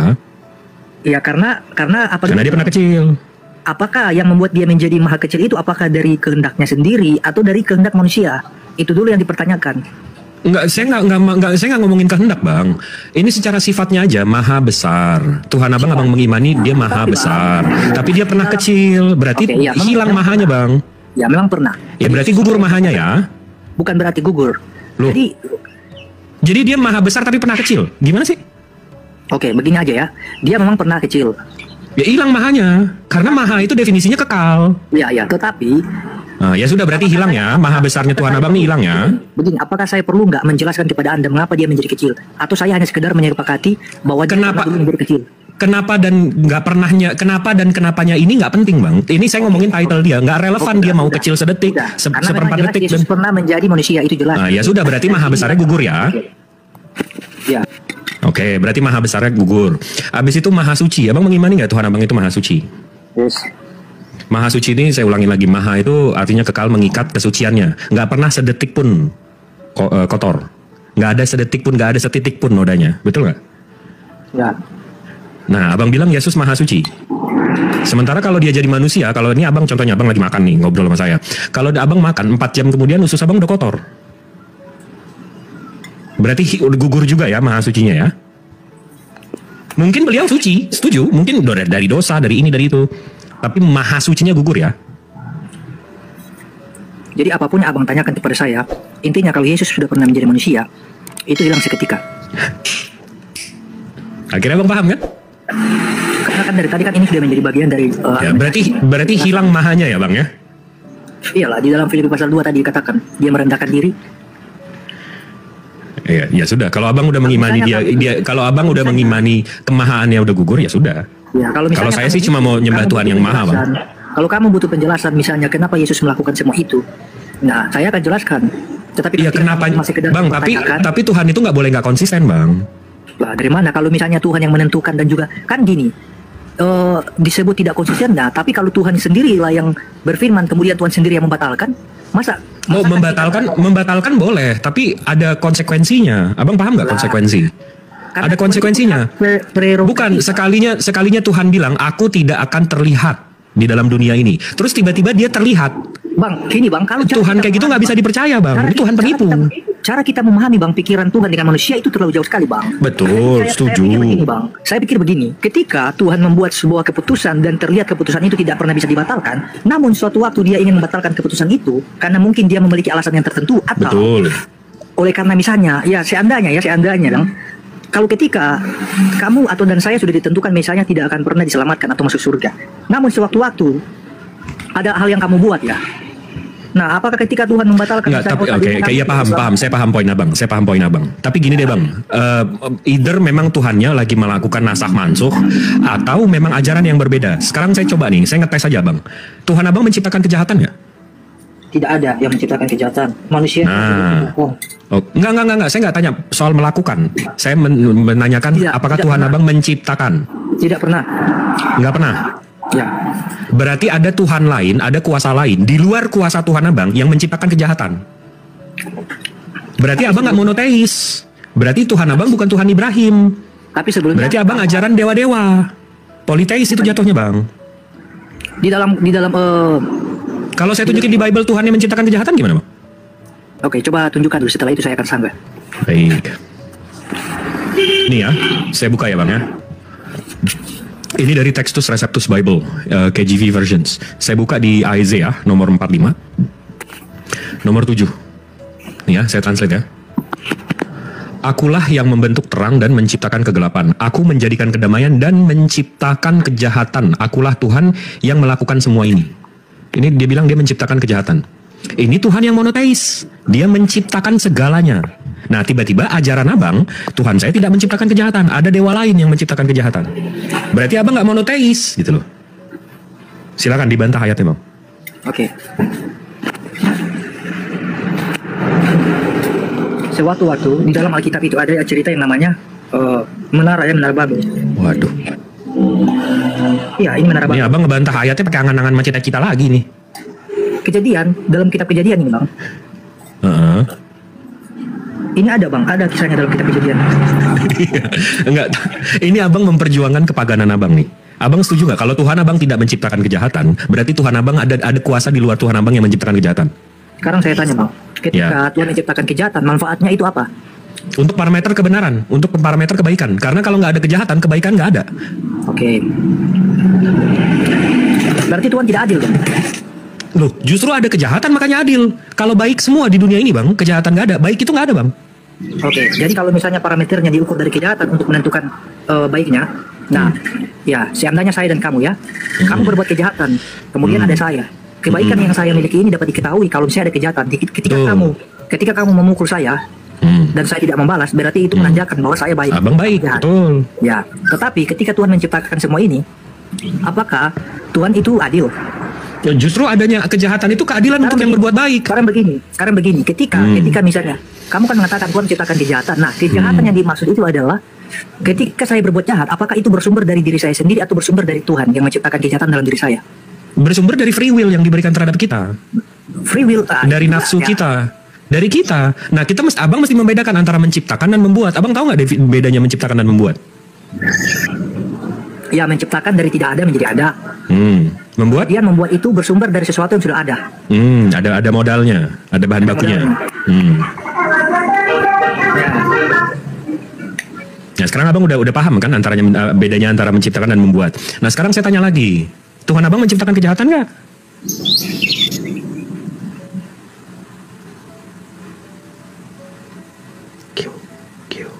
Masih ke-mute tuh bang? Sekarang mute tuh bang. Bukan saya bukan moderator di sini. is musik tak mute, jangan isi YouTube itu bocil ada musik. Nggak paham dari tadi bocil apa bilangin. Ada musiknya bang. Jangan deket-deket sama odong-odong bang, nanti kedengeran lagunya. Ya, tadi saya juga katakan kan sebenarnya sama sih free will sebenarnya. Jadi kita itu diberikan kehendak ya untuk menentukan hidup kita. Jadi dari pertama ya saya jelaskan di dalam Kejadian ketika Tuhan menciptakan Adam dan Hawa, Tuhan itu mengatakan kepada mereka begini, semua buah yang ada di taman ini boleh kamu makan, tetapi buah pohon yang ada di taman ini tidak bolehlah kamu makan. Itu diberikan kehendak dong untuk memilih, menentukan. Dan di situ beliau menciptakan kejahatan berarti. Bukan. Iya dong. Dengan dibuatnya larangan, bang. Dengan dibuatnya larangan, konsekuensi logisnya berarti ada yang nurut, sama tidak ada yang nurut. Jadi kejahatan itu bersumber bukan dari pencipta, tapi kejahatan itu bersumber dari ciptaan. Tuhan ini udah baik sama kita loh. Oke, tapi dengan dia membuat larangan, berarti udah ada kejahatan di situ. Abang paham gak sih? Tapi pelaku kejahatan kan pertama bukan. Iya betul. Saya dari tadi nggak nuduh Tuhan abang melakukan kejahatan. Berarti nggak pas bang kalau dikatakan Tuhan itu menciptakan kejahatan. Lebih tepatnya dikatakan manusia yang menciptakan kejahatan dari diri manusia. Karena jadi manusia juga punya kuasa untuk menciptakan. Berarti Tuhan abang nggak maha pencipta. Bukan, kalau misalnya dijadikan patokan seperti itu, karena begini, apakah kalau abang mengatakan seperti itu, lah mengapa juga misalnya Tuhan itu, yang bagaimana yang kamu katakan tadi, coba diulang, pokoknya saya nggak kedengar tadi suaranya. Yang mana? Ya udah saya ajarin, ini kesempatan dakwah saya kasih tahu, tapi abang jangan nyontek ya. Nggak ada yang menyontek kamu. Oke. Kalau di Islam bang, Allah Subhanahu Wa Taala Allah ini maha pencipta, maha kuasa, maha tahu dan maha segalanya. Jadi detik dia menciptakan manusia dan memberikannya free will, konsekuensi logisnya Allah ini menciptakan baik dan buruk secara tidak langsung. Jadi situlah bukti Allah ini maha adil, maha bijaksana. Gitu abangku. Ya, itu di Islam ya. Intinya begini, triggernya itu dari diri manusia, dari nafsu manusia. Betul, free will ya kan? Ya walaupun ada free will, tapi intinya tetap saja triggernya dari manusia. Yang membuat, tapi yang menciptakan siapa? Ya, tapi kan bang di samping Tuhan menciptakan kan sebenarnya begini juga. Oke lah, memang sangat wajar bila dikatakan bahwa ada kemungkinan berpotensi untuk menimbulkan kejahatan. Tetapi nggak sekedar hanya menciptakan kemudian selesai. Tapi ada suatu perintah atau aturan atau ketentuan yang dikatakan. Betul. Ya kan? Di kami itu. Nggak serta-merta kita mengatakan terus. Kalau betul. Di kami itu karena adanya Al-Quran dan Rasulullah itu kami tahu yang mana yang benar yang mana. Nah, makanya kan ada intinya ada aturan-aturan, ada anjuran-anjurannya. Betul. Misalnya. Nggak, tapi balik lagi nih. Saya ulang nih. Kita lompat ke 45 menit yang lalu. Tuhan abang menciptakan kejahatan nggak? Itu diciptakan secara tidak langsung, secara tidak kan nyontek, ini nyontek. Secara tidak, bukan. Saya punya abang ngulangin kalimat saya letterlet loh, secara tidak langsung. Secara tidak langsung memang. Katanya nggak nyontek. Itu bukan Tuhan, tetapi yang menjadi pemicunya itu dari manusia. Iya, Tuhan abang menciptakan kejahatan nggak? Secara tidak langsung. Masya Allah, abang udah ketauhid-tauhidan, alhamdulillah. Ya, jadi kalau samawi bang, kalau Tuhannya satu begitu bang. Kalau abang yang abang pahami, Tuhan saya tidak menciptakan kejahatan, berarti ada Tuhan lain atau ada kuasa lain yang menciptakan kejahatan. Itu konsep dewa-dewa bang. Kalau abang nyembah Zeus, nanti ada Hades. Kalau abang nyembah Brahmana, nanti ada Shiva. Itu konsep kepaganan bang. Makanya saya luruskan, ini samawi gitu loh. Yang pertama kan tujuan Tuhan kan pertama begini. Dia kan tujuan yang utama itu kan dia bukan menginginkan tentang kejahatan tapi kebaikan, benar? Oh, nggak ada Tuhan yang mau ada kejahatan bang. Itu bukan Tuhan namanya. Nah, memang nggak ada. Iya, karena itu yang saya maksudkan tadi. Kenapa saya mengucapkan bahwa Tuhan itu tidak pernah menciptakan kejahatan? Karena begini, otomatis konsepnya begini. Pertama, saya ini sudah buat aturan sama kamu. Saya menginginkan misalnya kamu ini sekolah, ya kan? Saya menginginkan kamu sekolah. Tujuan kamu sekolah ini apa? Supaya kamu jadi anak yang pintar, supaya nanti di kemudian hari kamu jadi anak yang berhasil. Nah, mengenai tentang kalau saya berbuat salah nantinya, saya melanggar perintah orang tua saya, dengan cara saya nggak bisa masuk sekolah, saya bolos. Nah, itu kan di luar dari misalnya harapan orang tua saya kepada saya. Soal harapan iya, tapi kalau soal diizinkan. Maksudnya Tuhan mengizinkan. Ya, karena Tuhan Maha Kuasa dan Maha Tahu. Jadi Tuhan mengizinkan. Begini bang, Tuhan punya kehendak, tetapi ketika manusia ciptaan ini tidak mau mendengar kehendaknya, ya udah, dia biarkan aja. Itu intinya. Makanya berarti Tuhan abang menciptakan kejahatan ya bang ya? Abang setuju dengan Yesaya chapter 45 nomor 7 ini ya? Yang dia mau awalnya itu manusia itu tidak seperti misalnya orang-orang yang berbuat jahat. Dia tidak mau manusia berbuat jahat awalnya, tetapi apabila manusia tidak mematuhi keinginannya, maka ya oke, dia membiarkan karena sudah ada kehendak manusia yang ingin. Jadi kalau misalnya dipaksa itu enak nggak, Bang? Oh, ada yang dipaksa enak, ada yang enggak. Saya paksa abang untuk mengikuti kehendak saya, enak nggak, Bang? Kalau dipaksa ada yang enak, ada yang enggak, Bang? Ya intinya tapi tetap namanya paksaan, ada yang bersifat tidak enak kan? Ada sifatnya nggak enak, tapi kadang-kadang dipaksa enak juga. Ya oke, itu pun kalau abang mau turuti, abang mau memaksakan diri. Tetapi intinya konsep paksaan ini tidak selalu bersifat enak, tetapi ada yang sakit juga ya. Tapi ada enaknya juga dipaksa, Bang. Tuhan sifatnya tidak pernah. Contoh nih Bang Blender mau maksa nih, Bang Jipti saya transfer 2 juta, dia maksa transfernya, kan enak juga, Bang. Kalau itu lain juga, Bang, lain cerita. Oke. Tapi kan maksa, kan enak. Ya ini dalam hal misalnya begini. Tapi bocil dari tadi udah, aduh bocil ditungguin odong-odong di depan sana, Cil, bocil, woi. Odong-odongnya udah nyampe tuh, sana naik odong-odong. Tadi kok pusing dengernya. Enggak, nih komennya pikirannya udah kemana-mana kan, makanya saya lurusin, maksa troll transfer, bukan maksa apa-apa ya. Aduh, Ivan Villa nih di setengah 1 pagi siang nih. Itu intinya, kalau ada manusia yang lebih memilih kehendaknya sendiri daripada mendengarkan kehendak Tuhan, ya itu salah manusia sendiri. Tuhan sifatnya tidak pernah suka-suka memaksa orang. Sama kan di dalam Quran surat Al-Baqarah misalnya, saya kutip ya, disitu kan dikatakan percuma Nabi Muhammad memberikan nasihat kepada orang kafir apabila mereka tidak mau mendengarkan. Itu kan pertama diberikan kesempatan pertama, tetapi karena mereka tidak mau mendengar, maka Allah menutup pintu hati mereka. Nah itu kan, Bang, sama juga. Jadi sifat Tuhan itu tidak pernah memaksa. Dia berikan kelonggaran. Nah ini poinnya, ini kita poinnya kemana sih, Abang? Ini abang saya suka deh. Abang nih kelihatan banget umur abang ngomongnya banyak tapi isinya sedikit. Coba langsung kadang-kadang kalau ngomong tuh ke poin gitu. Ya itu intinya, kejahatan tidaklah pernah diinginkan oleh Tuhan, tetapi kalau manusia menginginkan kejahatan, Tuhan akan membiarkan. Mengizinkan. Kalau di saya mengizinkan, bukan membiarkan. Iya, itu aja. Jadi Tuhan Abang menciptakan kejahatan ya? Dia ciptakan kebaikan pertama, tapi apabila ada orang yang oke, secara harapan memang tidak akan pernah bisa dia inginkan adanya kejahatan, tetapi apabila manusia itu terus mau membangkang, tidak mau mendengarkan. Iya, ini saya nggak ngomongin soal membuat, melakukan, menginginkan, enggak. Yang saya tanya, Tuhan Abang menciptakan kejahatan enggak? Enggak ada, itu datang dari manusia, itu pilihan manusia. Oh, berarti Tuhan Abang nggak menciptakan kejahatan? Iya, karena tadi kan saya sudah bilang harapannya ini kan pertama. Berarti Tuhan Abang nggak maha kuasa ya, nggak maha pencipta ya? Bang, kalau seharusnya ketika pertanyaan ini timbul itu mengarah ke begini, Bang. Kenapa Tuhan itu tidak mampu menahan hati manusia sehingga tidak berdosa? Itu seharusnya, Bang. Kalau dia maha kuasa, kenapa dia tidak pernah membuat hati manusia itu untuk mendengarkan dia? Enggak, Abang jangan lari-lari. Berarti Tuhan Abang tidak maha pencipta ya? Bukan tidak maha pencipta. Ini udah masuk lagi pagannya. Dibiarin 5 menit, masuk lagi pagannya. Saya kan bilang tadi harapannya tidak pernah seperti itu ya. Saya nggak ngomongin harapan, Bang. Saya ngomongin siapa yang menciptakan. Cita-cita dan harapan dan angan-angan terus diomongin dari tadi. Secara tidak langsung. Dibilangin naik odong-odong aja udah sana kok. Secara tidak langsung. Sebenarnya begini kan, tadi kan kita udah sepakat nih. Jadi iya, Tuhan Abang menciptakan kejahatan nggak? Ini ya Allah, udah sejam ngomongin. Tuhan Abang menciptakan kejahatan nggak? Saya akan tetap jawab, Tuhan tidak pernah mereka-rekakan yang jahat. Itu bukan pertanyaan saya. Iya, dia tidak pernah mereka-rekakan. Itu mereka-rekakan, paham tak arti mereka-rekakan? Menggambar. Ya, itu dia saudaraku. Kita bisa melihat dan menyaksikan bagaimana keberlangsungan debat atau diskusi yang sangat menarik dari seorang pemuda Kristen yang sangat cerdas dan juga sangat-sangat dipakai Tuhan secara luar biasa untuk meluruskan setiap kebenaran-kebenaran yang diputarbalikkan oleh seorang Ustadz Suma dan kawan-kawannya. Kalau kita melihat ketika diskusi ini berlangsung, Ustadz Suma ini dia terlalu memaksakan kehendaknya sendiri dan keinginan sendiri terhadap iman Kristen, terhadap teks Alkitab yang dia selalu comot-comot dan dia tafsirkan dengan liar. Hal ini membuat pada akhirnya kita bisa melihat dan memberikan penilaian betapa ketidakpahaman dan betapa ketidakmengertian seorang Ustadz Suma terhadap isi Alkitab seperti itu. Menurut saya Ustadz Suma mungkin mendingan dia membahas tentang imannya saja kepada jemaahnya, kepada umatnya seperti itu, membahas tentang ajarannya kepada pengikutnya.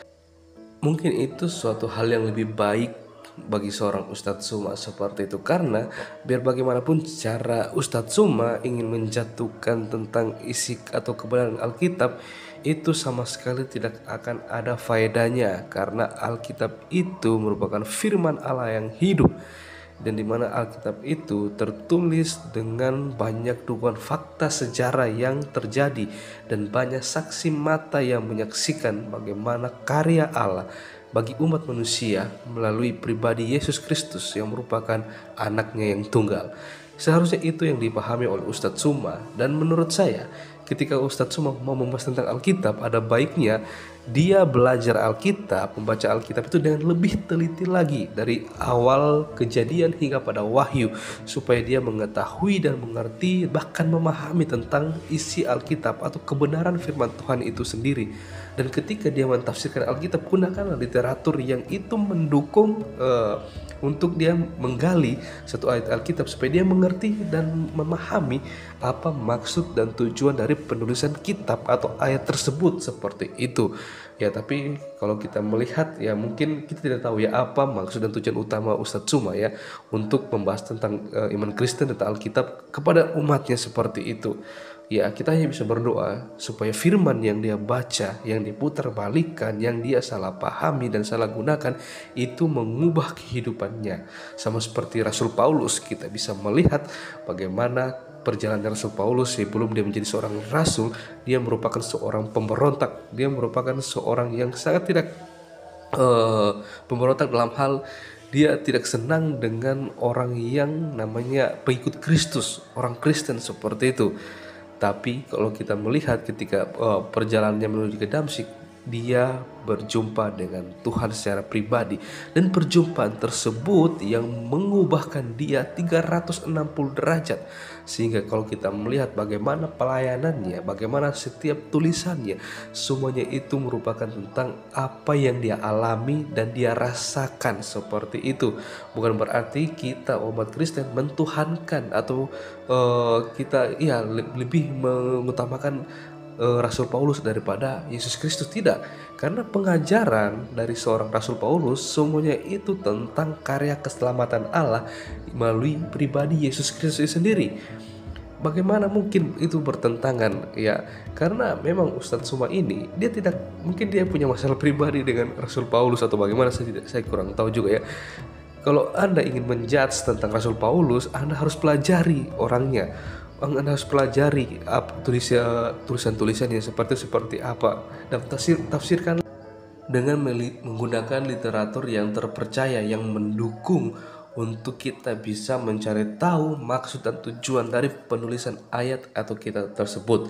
Oke teman-teman, kita berdoa untuk teman-teman kita para apologet Kristen dimanapun mereka berada, supaya dalam pelayanan ini mereka terus dikuatkan, dipakai Tuhan secara luar biasa, dengan dipenuhi oleh hikmat Tuhan untuk mereka bisa terus memberitakan kabar baik, kabar sukacita, sehingga banyak orang yang boleh melihat, bahkan boleh mengambil keputusan untuk percaya kepada Yesus Kristus sebagai Tuhan dan Juru Selamat dalam kehidupan mereka. Mungkin sekian video saya dari hari ini, sampai berjumpa di video-video saya selanjutnya. Kiranya Tuhan Yesus memberkati kita semua.